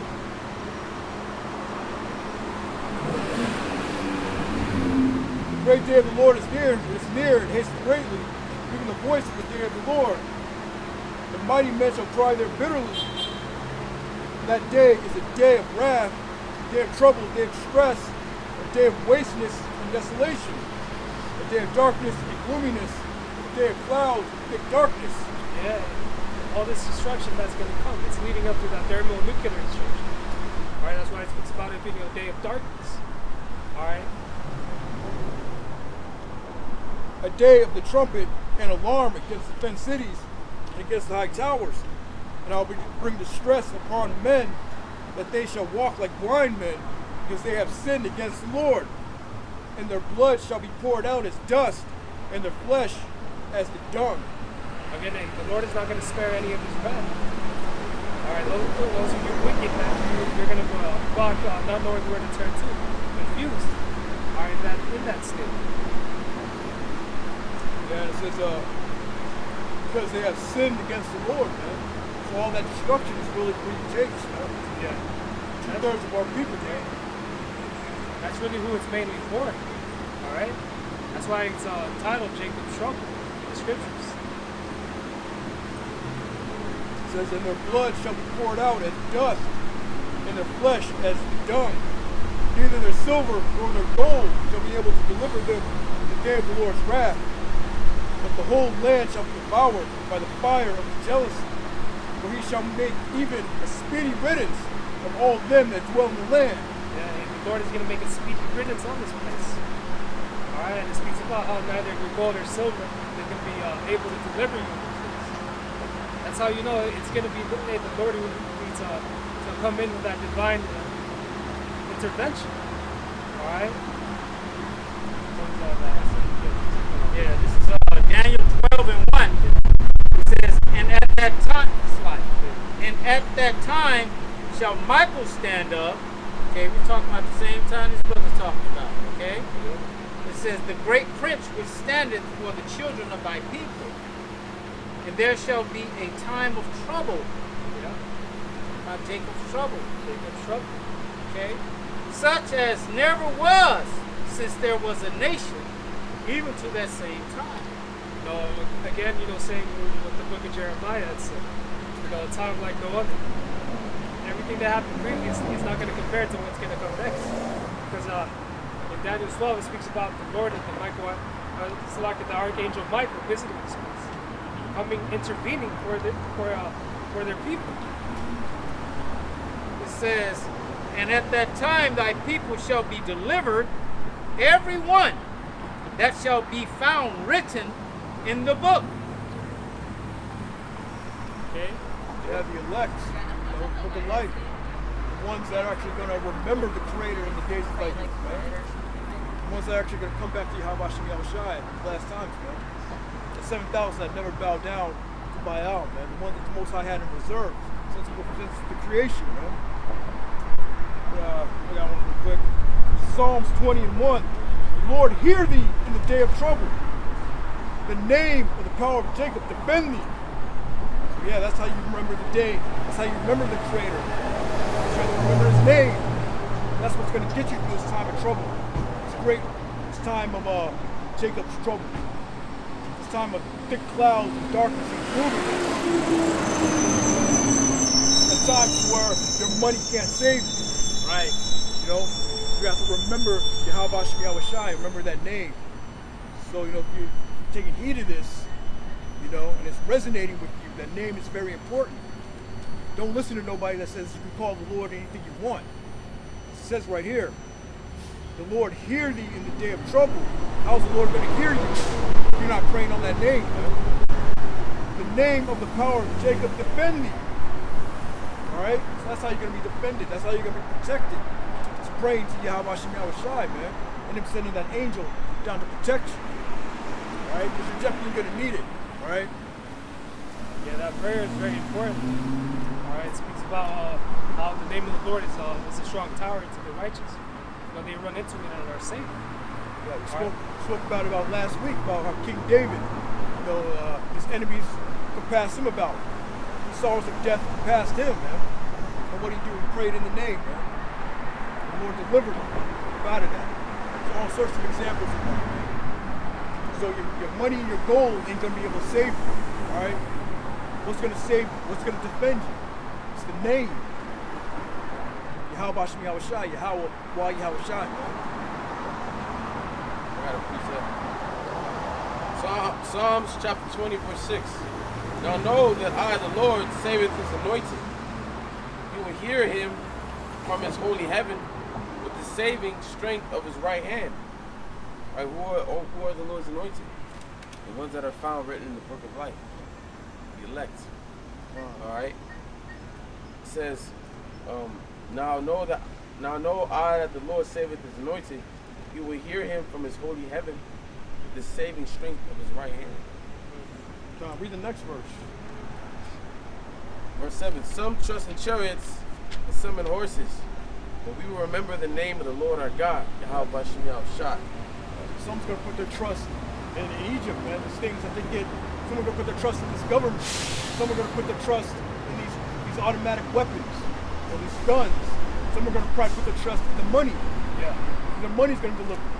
But hey, that's not going to deliver you, man. Yeah, some people don't trust in themselves. How mighty they think they are. No, there's no saving yourself in those days. Shit. I know how to survive mountains. I know how to survive out in the mountains. You can do all that, yeah. Shit, I know how to shoot well. I know how to fucking fight. I know how to run. I have survival instincts. I have not sinned. That's all good. That's all good, but when the Lord visits, man, it's gonna be like, no, there's no preparing for what's coming. I'm fucking be so scared. You're gonna be so scared. You're gonna forget you had a gun in your hand. You're gonna forget how to use it. Yeah. That's how scary you're gonna be. It's gonna be like a day like no other. So how can you prepare for that? You can't. Only mentally. Only spiritually. Yeah, only spiritually. That's the only way you can prepare. Prepare mentally is kind of foolish if you think of it. Yeah, very foolish. You want a famine, right? So let me just stack a bunch of food and water. A lot of cans have expiration dates, number one. Yeah. Number two, you can't just store a bunch of plastic bottles because eventually you have all the water in the plastic. The plastic's gonna, no matter if you're having a cool, dark shady room, the plastic's still gonna seek into that water. Yeah, that's why water expires after a certain period. That's Right. why plastic. Right. Yeah. So the only way to prepare spiritually. Get your mind right with Yahweh Shem Yahushai. That's the only way. Because the Lord is the only one that could deliver you, man. Yeah. Alright? You can have a whole bunch of cans with no can opener. You ain't got no way to open that can. Everything is blunt around you. And you don't know how that shit's gonna play off, man. You could be in another city, another town, and then all of a sudden it starts right there. Where we're gonna be? You can't go to another city. Right. You know, declare martial law. You have to be inside at a certain hour. It takes 2 hours to get to your house. You can't make it in time. Yep. You know. That's why you're supposed to keep your trust in the Lord, because the Lord already has it written on how you're gonna survive, how He's gonna save you. It's already written, and then you didn't write it. Okay? You don't know how it's gonna turn out. You don't know, but that's why you build your faith. That's why you build faith in order to have that faith to cash in when it's time. When Jacob's troubles actually come, you'll be fully armored, okay, in the Lord. You won't have a worry. You'll be singing joy unto the Lord, okay. You'll be happy, okay. The Lord said His servants gonna eat, all right, and gonna be joyful in the spirit. Yeah, you gotta believe that too. Yeah. We gotta believe that, you know. You read it, it's in the scriptures, but the time is gonna come when the Heavenly Father's gonna test. The Heavenly Father's gonna test our faith to see if we do believe. You know? You believe you're gonna eat, even though you haven't eaten for a day or two. You know? And that's where it all stems from, belief, man, faith. You know, that's the only thing that can be given to you except from the Lord. All right. Hey, the only man that knew exactly what he was gonna go through and suffer was our Lord Yahweh Shai. Only man. He didn't just know what he was gonna suffer and the exact pain he was gonna feel. He also knew the joy that he was gonna receive if he endured that. Now we don't know what we're gonna suffer. We know we're gonna suffer, but we don't know exactly what the Lord. Yeah, the specifics. Not as Yahweh Shai knew the specifics. You know, if we knew the specifics, we would probably be all, you know, mentally not all there. Well, the Lord You know, said what? I reckon the suffering of this present life or this present world will not equate, roughly paraphrase, equate to the blessings that we're going to receive. Right. Okay? So he's telling us the suffering that we're doing is a drop in the bucket to the blessings that we're going to receive. You don't forget all this suffering Yeah, like, so you see the blessings. That's like, damn. You feel like you should have went through both. Yeah, for this. Damn. Lord, send me back and put me through some more stuff. This is just too much. What? Yeah. You're I gonna got forget. you on that. 2 Corinthians 4:17. For our light affliction, which is built but for a moment, Yeah. worketh for us a far more exceeding and eternal weight of glory. But while we look not at the things which are seen, but at the things which are not seen. The things which are seen are temporal, the things which are not seen are eternal. Yeah, what's that? The kingdom is not built or observation or made with hands. You know, but we believe it, and we know that in order to get there, we have to go through great tribulation, which is really light. Yeah. All right, like what it said at the beginning, light for suffering. our light affliction, which is but for a moment. Right, a light affliction. And that's what we gotta remember when we're going through these times. That it's just a light affliction that we're just enduring for a moment. Just like when you're running a mile or doing a rigorous workout. You know it's not gonna be forever. You know, if you're doing a time, if you're doing 9 speed on the treadmill or something, you know you're not gonna run it forever. You're only running for, I'm running for 30 seconds. I'm gonna do this for the minute. You can see the time, so you know I'm gonna just endure it. I'm gonna do this because I know that real soon my time's gonna be done. Or I'm gonna go faster because I know that I'm almost at the finish line. All right. Yeah, because the hell that we're gonna catch is just for a moment, because the exceedingly glory that we're gonna receive is gonna be as if it was nothing, man.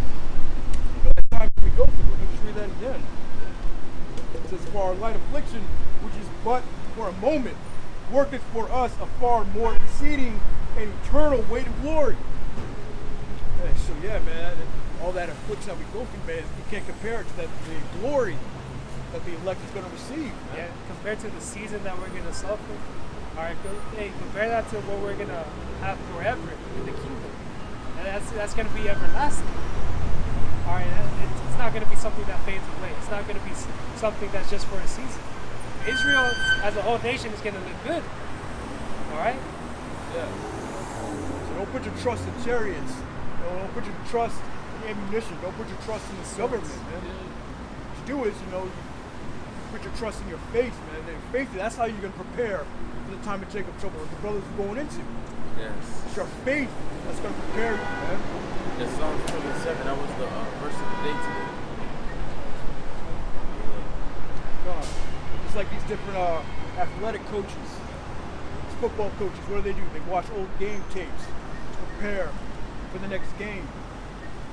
Or these different lawyers, they watch old cases to prepare for this particular case And that actually that they're helps. dealing with. That actually helps. That helps. Yeah. Well, we can't do that when it comes to the time of Jacob's trouble. Nah, we do. We have the scriptures. Like the scriptures. That's a preparedness. Well, That's what it's prepares us, you know? going to be like a time like no other, a day like no other. So, I mean, there's physically nothing we can do to prepare for it. Yeah. But that's part of that spirit, spiritual. The knowledge of wisdom is going to be the stability of our time.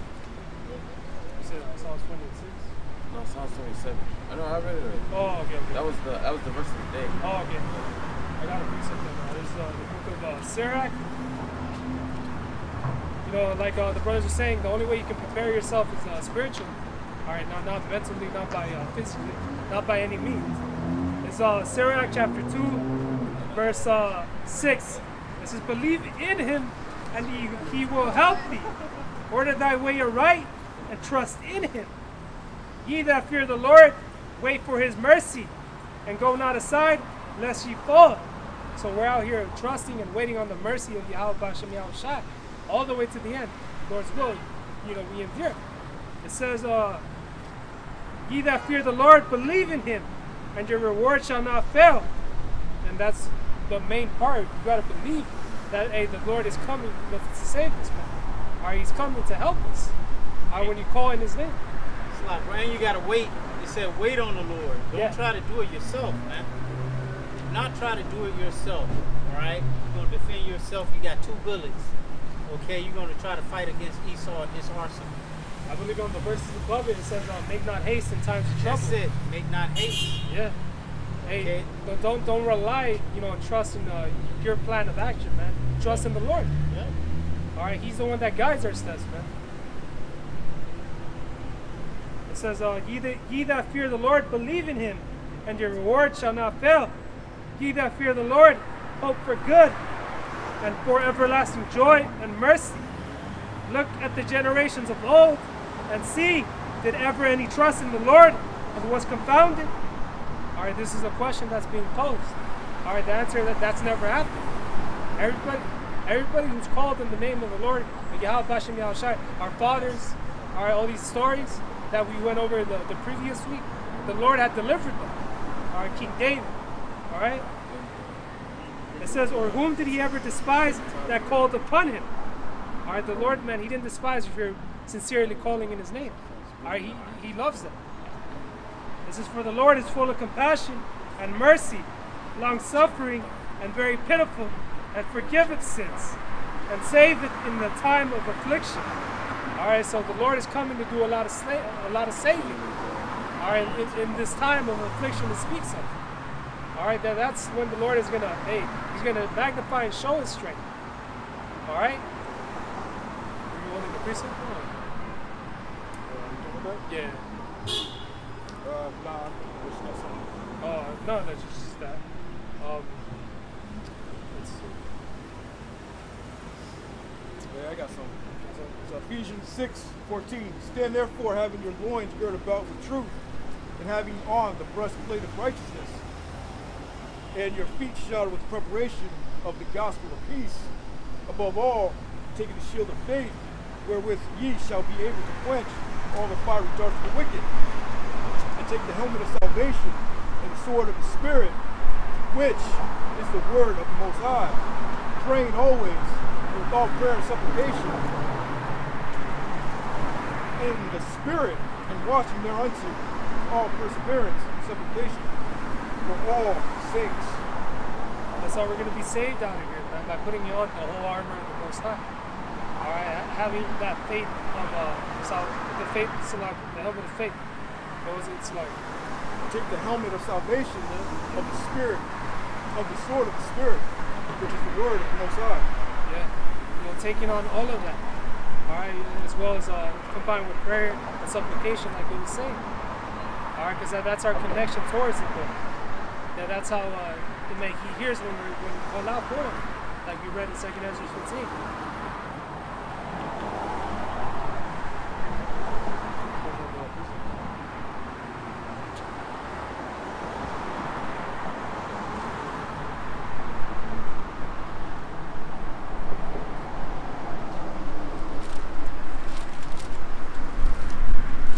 Can you give me that in James 2 about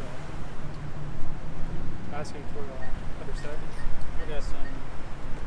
Daniel 12, I'm going to start at 9. It says, "And he said, Go thy way, Daniel, for the words are closed up and sealed till the time of the end. This is the time of the end. That's why we're giving you these words of prophecy. Okay, the things that are about to happen. It says, many shall be purified and made right and tried, but the wicked shall do wickedly, and none of the wicked shall understand, but the wise shall understand. Okay? The wise is the elect. The wicked is the 2/3, okay? And the wicked as well. They're not going to understand. That's why you got more Cal Malone out here coming up and approaching the camps as if he's going to change the prophecies or something. Okay? It says, blessed is he that waiteth and cometh to the 1,330 days. Okay?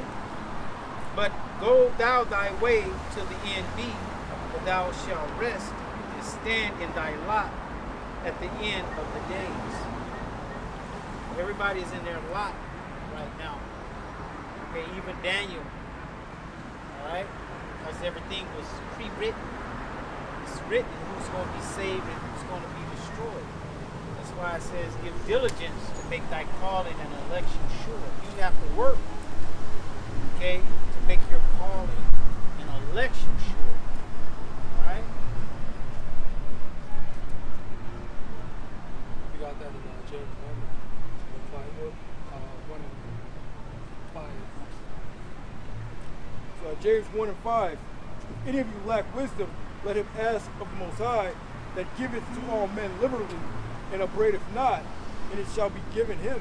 So again, going back to that connection with the Lord, man, he's not going to mock you, or he's not going to despise that you're calling on him. All right, he loves it when you do that.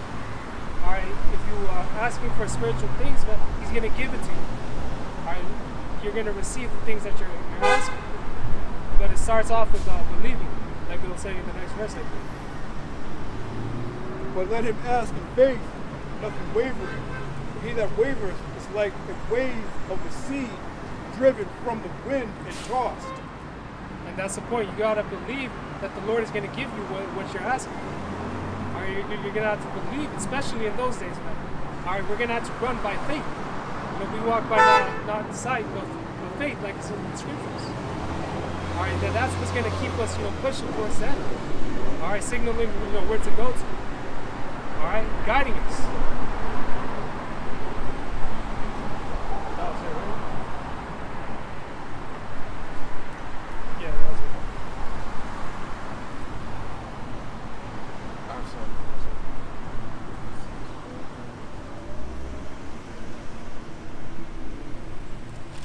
Psalms 130, verse 5. It says, I wait for the Lord, my soul doeth wait, and his word do I hope. Again, it's about waiting on Yahweh Bashem Yahushua. Something that's been in Apostle Kabar's spirit as of late is going into that suffering. All right, we're going to have to suffer and wait, for the good to come. All right, when you've been called into this thing, it's about getting ready, girding your loins like a man. All right, and standing, even if we have to go through things that we don't want to. All right, not fully understanding, the bigger picture. My soul waiteth for the Lord more than they that watcheth for the morning. I say more than they that watch for the morning. Let Israel hope in the Lord, for with the Lord there is mercy, and with him is plenteous redemption. And he shall redeem Israel from all his iniquity. Yeah. And that's ultimately what we're all waiting for, man. Waiting for the Lord to establish his kingdom on top. And us being hopefully part of his legs. But just as us as a nation, we'll be joint heirs. Yeah. We're waiting for the Lord to put Israel back on top again, man. Yeah, that's what we're ultimately waiting on, man, that deliverance. All right, Yahweh Bashem Yahushua at the end of the day. Yeah, like it says redemption, right? And Yahushua said, the year of my redeem is come. Who is the Lord going to redeem? The elect of his people.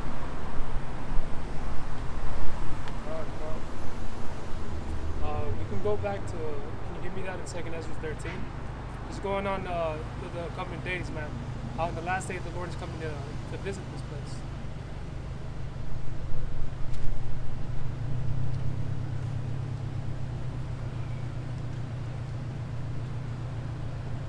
like we said before, man, when people think of the Lord visiting this place, they think of someone that is, coming in peace, happy-go-lucky. That's quite the opposite. He's coming to stir, violence, vengeance, all these different nations. 2 Ezra 13:1. And it came to pass after 7 days, I dreamed a dream by night, and lo, there arose a wind from the sea, and it moved all the waves thereof. And I beheld, and lo, a man waxed strong with the thousands of heaven, and he turned his countenance to look, and all things trembled that were seen under him. And this is the Lord coming back. All right, he's a man of war. It speaks about some people's hearts are going to fail in those days, just by the sight of seeing the Lord. And whensoever the voice went out of his mouth, all they burned that heard his voice, like as the earth faileth when it faileth fire. It feeleth fire. And after this I beheld, and lo, there was gathered together a multitude of men out of number from the four winds of the heaven to subdue the man that came out of the sea. Now it's going into the ending of World War III. All right, over there in the valley of Yehoshaphat. All right, this speaks about all these different nations are going to come and make war with the land. That land being Yahushua. And I beheld, and lo, it had graven him himself a great mountain, and flew up upon it. But I would have seen the region or place whereout the hill was graven, and I could not. And the prophet Ezra imagined the likeness as a mountain that he couldn't see where it began and where it ended. Pretty much that's how big that fathership can be. And when I say fathership, I mean that he was both. And after this I beheld, and lo, all they which were gathered together to subdue him were sore afraid, yet durst fight. So just like how the Lord put the spirit on, who was it, Pharaoh back in Egypt, all right, to go against the Israelites, all right, the same spirit is going to be on these different rulers, these different military rulers, all right, to fight against the Lord. All right, even though they know they don't stand a chance against them, the Lord's going to have to put that spirit on them. And lo, as he saw the violence of the multitude that came, neither lifted up his hand, nor held sword, nor any instrument of war, but only I saw that he sent out of his mouth as it had been a blast of fire, out of his lips a flaming breath, and out of his tongue he cast out sparks and tempests. Hey, so the Lord is coming to show his power, man. All right, start lasering these different weapons that these nations have. It's going to amount to nothing to what the Creator has ultimately. It's not. It's going to be like brothers always describe it as a toddler messing with his toys. All right. And they were all mixed together, the blast of fire, the flaming breath, and the great tempest, and fell with violence upon the multitude which was prepared to fight, and burned them up every one, so that upon a sudden of an innumerable multitude, nothing was to be perceived, but only dust and the smell of smoke. When I saw this, I was afraid. And that's the power that the Lord has, man, to totally eviscerate the elements into dust. All right, this is speaking about people. All right, the different weapons that they have. Afterward, I saw the same man come down from the mountain, and call unto him another peaceable multitude. And there came much people unto him, whereof some were glad, some were sorry, some of them were bound, and some were brought of them that were offered. Then was I sick with great fear, and I wakened and said, Thou hast showed thy servant these wonders from the beginning, and hast counted me worthy that thou shouldest receive my prayer. Yeah, so this vision that the prophet Ezra seen at the very end, how the Lord is going to take over this place. All right? Show me now yet the interpretation of this dream. For as I conceive in my understanding, woe unto them that shall be left in those days, and much more woe unto them that are not left behind. There's a lot of destruction that's coming to play, like we've been saying. All right, it speaks about how if these days were not short, then shall there be any flesh to be saved. And that's how great that destruction is. For they that were not left were in heaviness. Now understand I, the things that are laid up in the latter days, which shall happen unto them, and to those which are left behind. Therefore are they come into great perils and many necessities, like as these dreams declare. Yeah, so there's nothing but perils and destruction to come are for the sinners of this people. For the wicked, these other nations as well. Alright? Yet is it easier for him that is in danger to come into these things than to pass away as a cloud out of the world, and not to see the things that happen in the last days. And he answered unto me and said, the interpretation of the vision shall I show thee, and I will open unto thee the thing that thou hast required. Alright, and these mysteries are only revealed to the servants and prophets, right? We have the understanding of it. Alright, the full picture. Can you that's pretty much it to it, right? That's it. What verse are you? It's 21.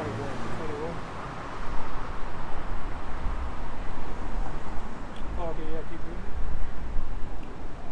Whereas thou hast spoken of them that are left behind, this is the interpretation. He that shall endure the peril in the time hath kept himself. They that be fallen into danger are such as have works and faith toward the Almighty.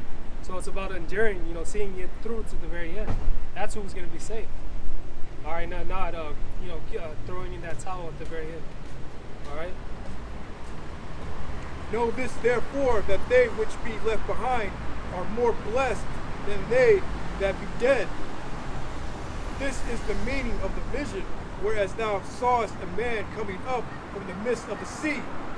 The same is he whom the Most High, the highest, hath kept a great season, which by his own self shall deliver his creature, and he shall order them that are left behind.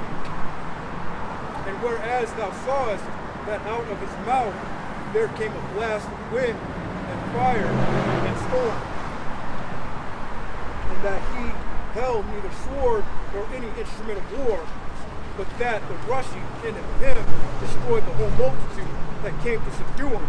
This is the interpretation. And that's going to be the power of the Lord, man. Ultimately, he doesn't need a weapon.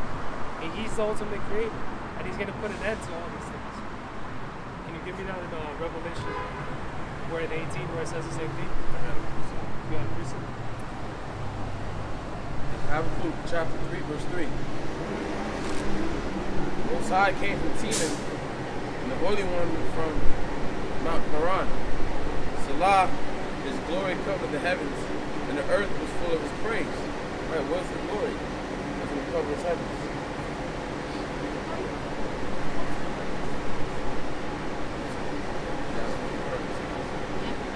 To teach that America is going to be destroyed, and the Lord is coming to save his people, which is going to be the people of the Son. What? No, we want it to be destroyed. The wicked are in charge right now. Alright.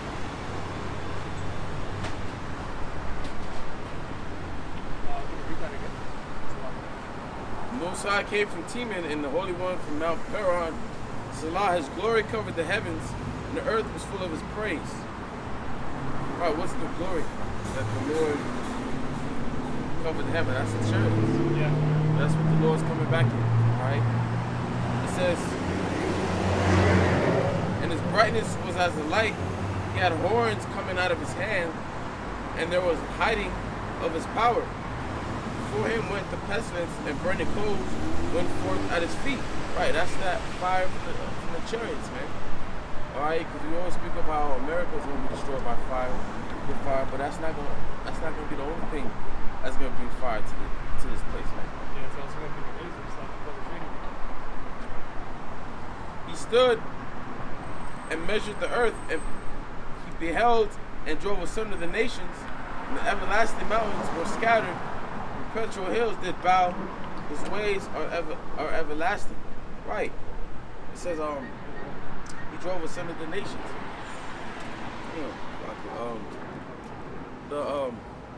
What in Zephaniah 3:9 it says wait ye upon me till I rise up to the prey. Yeah. My determination is to gather the nations. He's going to be ultimately the one to subdue the nations. All right, he's going to be the one to bring that destruction, that vengeance. All right. That was it too, man. No, it's a little more. I saw the tents of Cushan in affliction, and the curtains of the land of Middon to trouble, because when the world sees Yahweh Shai for who he is, they're going to fear, especially these other nations, starting with Esau, Edom. They're going to be in great fear, man. All right? Was the Lord displeased?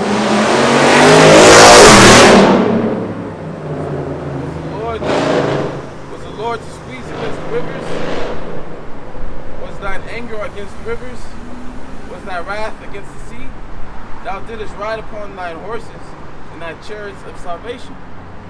Alright, because not only is the Lord to bring destruction, he's also going to bring salvation. Salvation for the elect of his people, man. Alright? It says, thy bow was made quite naked, according to the oath of the tribes, even thy word, Salah. Thou didst cleave the earth with rivers. The mountains saw thee, and they trembled. The overflowing of the water passed by. The deep uttered his voice, and lifted up his hands on high. The sun and moon stood still in their habitation, at the light of thine arrows. They went, and at the shining of thy glittering spear. Thou didst march through the land in indignation. Thou didst stretch the heathen. Thou didst stretch the heathen in anger. Yeah, and that's the Lord, coming to make war with these heathens, man. All right, like the brother's been saying, man, the lasers that are going to come from the chariots are the Lord is coming to make war. Thou wentest forth for the salvation of thy people, even for the salvation with thine anointed. Right. Like I said, that's Isaiah 31, that's birds flying with the Lord come and defend Jerusalem. Right? Thou woundest the head out of the house of the wicked by discovering the foundation onto the neck. Salah. Thou didst strike through with his staves the head of his villages. They came out as a whirlwind to scatter me. Their rejoicing was to devour the poor secretly. Right, the wicked elites, man. The whole goal and agenda was to destroy these people, man. Alright? The Israelites, the so-called Negroes, Latinos, Native Americans, and Single Indians, man. Do you think the Lord's going to let you destroy all of his people? Especially elect of his people? When the scripture says, touch not mine anointed, and do my prophets no harm. And that's exactly what you devils are going to be trying to do, man. That's why the Lord's going to defend us. That's why the Lord's going to stand up and fight for us, man. Alright, that's why it says, again, wait upon him till he rises up to the prey. There's no need to build up a military might. There's no need to build up an army and to try to defend ourselves. All we need is Yahweh Bashem Yahweh Shai, man. Alright, that's all we need. Okay, that's what we patiently waiting for. Because he's going to defend and fight for us, man. Alright, it says, thou didst walk through the sea with thine horses, through the heap of great waters. When I heard, my belly trembled, my lips quivered at the voice of rottenness. At the voice, rottenness entered into my bones, and I trembled in myself, that I might rest in the day of trouble. When he cometh up unto the people, he will invade them with his troops. Okay? So the Lord's getting ready to do a great, mighty thing for us. Yeah, God, like the brother said, even with this mighty destruction and that war he's coming to bring salvation for us. Alright? Mainly the remnant that he left behind. And in turn, that's going to be the entirety of it. Alright? Can you give me that in Revelation 19, or if you have a precepts?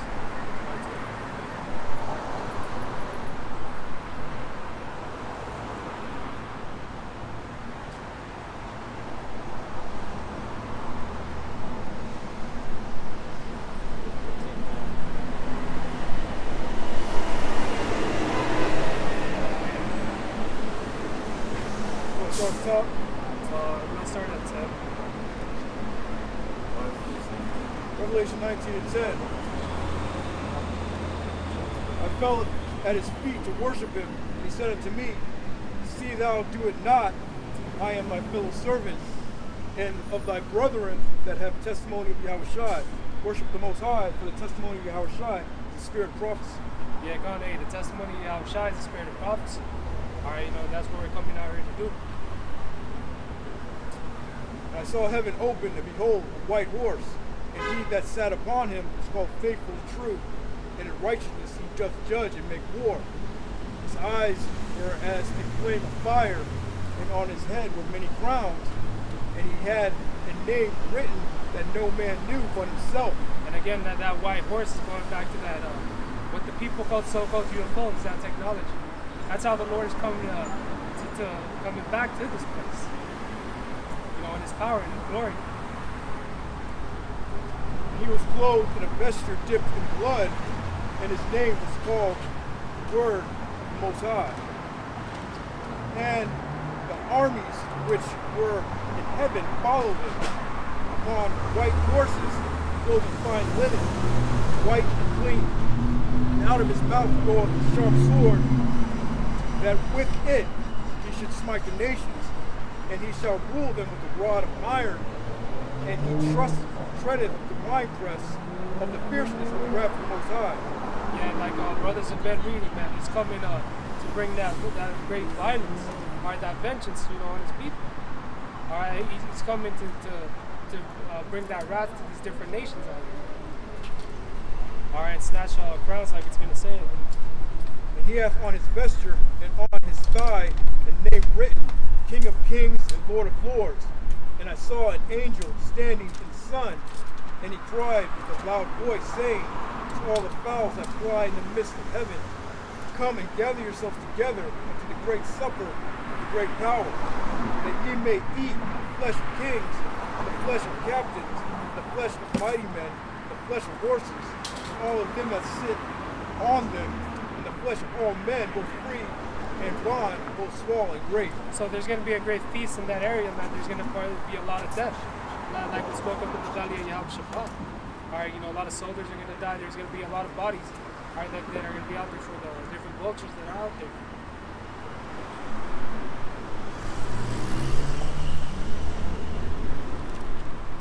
And I saw the beast of the kings of the earth and their armies gathered together to make war against him that sat on the horse and against his army. And it's all going to come to naught. Like we read about 2 Ezra 13. These different nations and governments compared nothing to what the Lord has. And the beast was taken, and with him the false prophet that wrought miracles before him, that which he deceived them that had received the mark of the beast, and with that, and them that worshipped his image. These both were cast alive into the lake of fire and brimstone, burning brimstone. Yep. You know, and that's going to be the judgment that takes place. All right, they're here in America and they're over there. All right, the Lord is coming to visit both places, here in the west and over there in the east. And the remnant were slain with the sword of him that sat upon the horse, which sword proceeded out of his mouth, and all the fowls were filled with their flesh. Okay, so that's part of the judgments that are coming. All right, executed by Yahushua. Okay.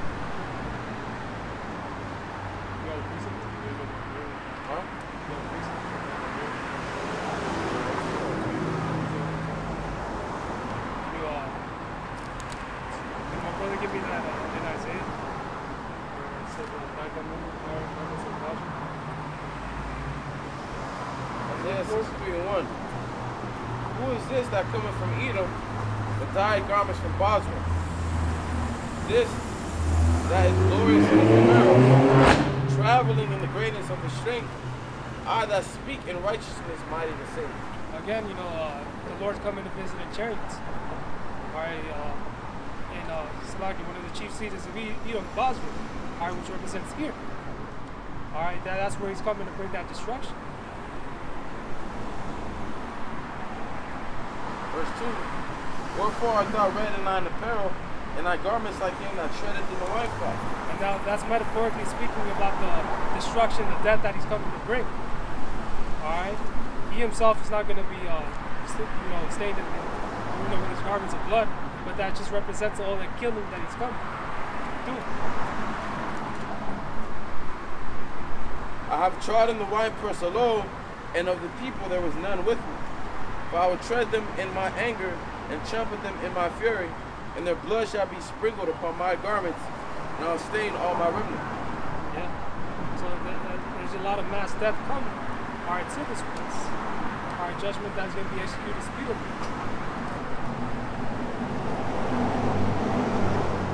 This day of vengeance is in my heart, and the year of my redeemer has come. And this is something that Yahweh Shai is waiting on. All right, he's waiting on his father Yahweh to tell him when to go, when to go, because ultimately he's the only one that knows when the time is. Not even Yahweh Shai, the son knows. Now look, and there was none to help. Now I wondered that there was none to uphold.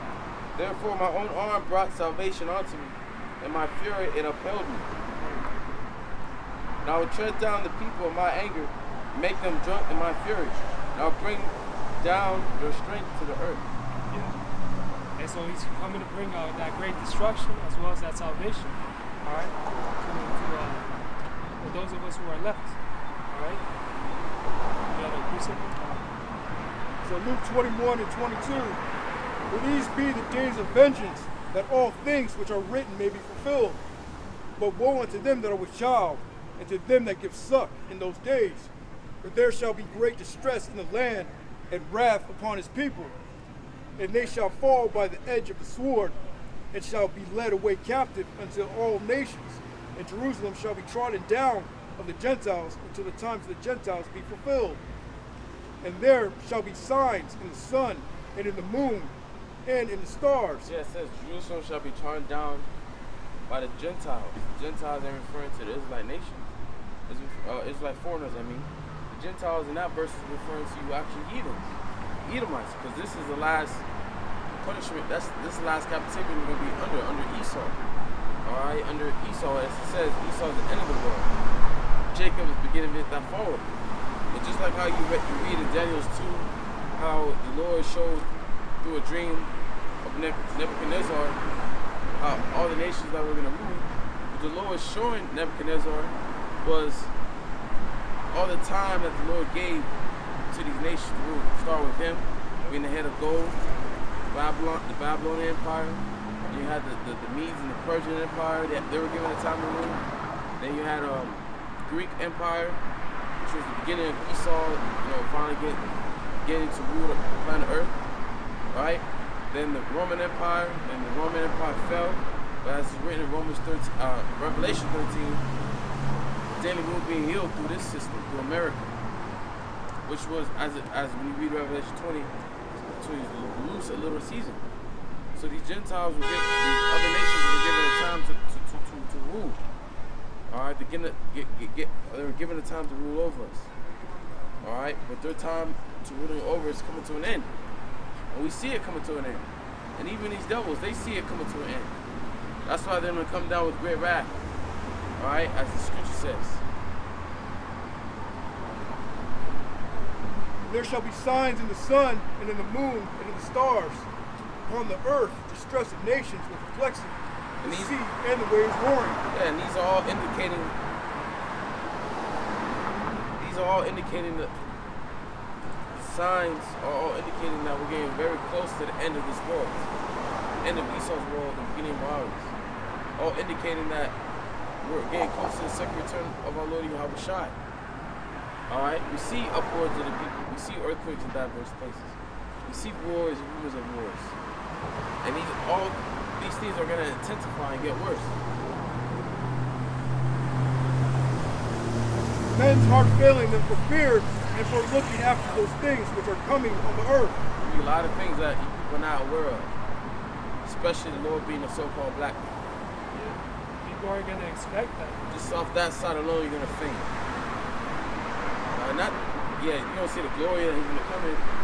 When you see the Lord himself, that he's not a white man, all right, with long hair and blue eyes, you being an Edomite, seeing the Lord looking like the people that you hate and call niggas and spicks and persecuted and killed all day long, yeah, you're going to faint off that, man.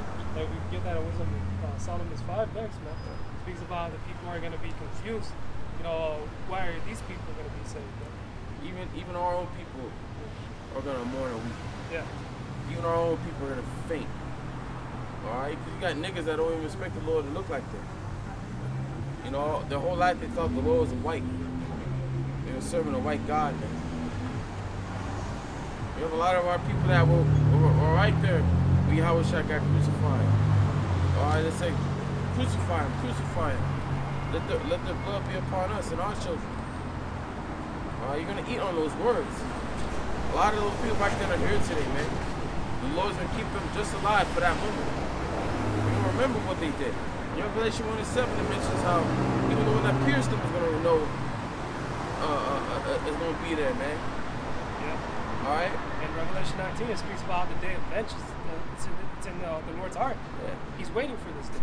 Man, come on, all the humiliation, pain, suffering that you went through, you thinking the world expects you to come back all happy-go-lucky, all smiley. Yeah. The world just expects you to forget that when in your time, in the Lord's time, it basically happened 2 days ago. Yeah. It's fresh. 2 days ago, I was just at work. You know, woke up 6 in the morning, started, you know, I didn't forget what I did 2 days ago. You don't forget what you did 2 days ago, right? So the Lord ain't gonna forget. It's still fresh. And how can you forget something like that, of the pain that he went through? You can never forget, man. Yeah, you have instances where you have kids that gone through so much trouble and pain and sorrow. What's that one movie? You know that Mikey movie, The Northern. Oh, the Northman. The Northman, right? You saw how he hold that pain that he went through, seeing his father die, Throughout the years, yeah. right, and the city get taken over. He in his whole life he kept that, man. He remembered that. He never forgot that. The whole time he was planting his vengeance. Yeah. He was remembering to have his vengeance. He wanted his vengeance. That's why he did what he did. All right. So hey, the Lord, what he went through, he wanted his vengeance. He's plotting. He can't wait to get you niggas, man.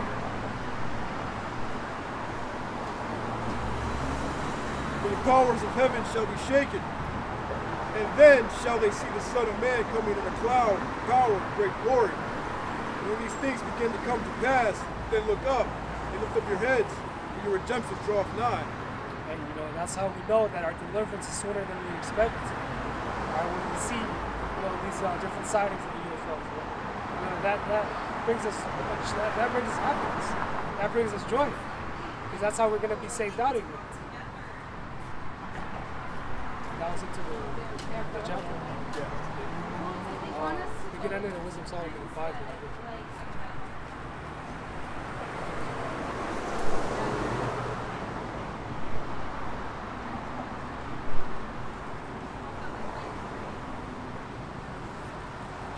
This is Solomon 5:1. Then shall the righteous man stand in great boldness before the face of such as have afflicted him, and made no account of his labors.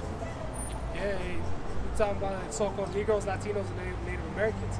We're gonna be saved out of here, beamed up, and the people are gonna expect, these type of individuals being saved. All right.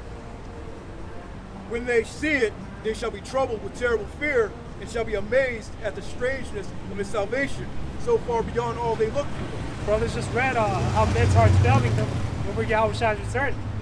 They're not gonna expect a dark-skinned individual, all right, to be their creator, to be the one that made them. What more the people who are saved out of here as well? Likewise. And they repenting and groaning for anguish of spirit shall say within themselves, this was he whom we had sometimes in derision, and a proverb of reproach. And they're gonna look at us like these are the ones that we had under this whole time. All right, that had these different bywords for us. All right? And that wasn't through the power of you, it was through the power of Yahweh Bashem Yahweh Shai. All right, the Lord gave you authority to rule for a certain time. I'm talking about you different nations, you heathens out there. We fools accounted his life madness, and his end to be without honor. How is he numbered among the children of the Most High, and his lot is among the saints? But you're gonna come to realize that we are the people of the Lord. All right, and he's the only one we're the only ones that he cares about down here on this earth. All right, everyone else they don't amount to nothing. Like it says in the book of Ezra, they're nothing but like a drop of water out of a bucket, like spittle, like spit. Therefore have we erred from the way of truth, and the light of righteousness hath not shined unto us. and the light of righteousness rose not upon us. We wearied ourselves in the way of wickedness and destruction. Yea, we have gone through deserts where there lay no way. But as for the way of the Lord, we have not known it. What hath pride profited us? Or what good hath riches with our bounty brought us? All those things are passed away like a shadow, and as a post that hastens by, and as a ship that passeth over the waves of the water, which when it is gone by, the trace thereof cannot be found. Neither the pathway of the Nile in the waves. Destroyed. Then the Lord is coming to save his people. Alright? Who's the brother right there? If any, the one thing's right there. Again, we'd like to give all praises, honor, and glory to Yahweh, Bashim, Yahushai, Bashim Rakakadash, Barakat Yahweh, Barakat Yahushai, Barakat Yahweh, Barakat Yahushai, and Barakat Yahweh, Barakat Yahushai. Hey, Shalom. Hey, Lord.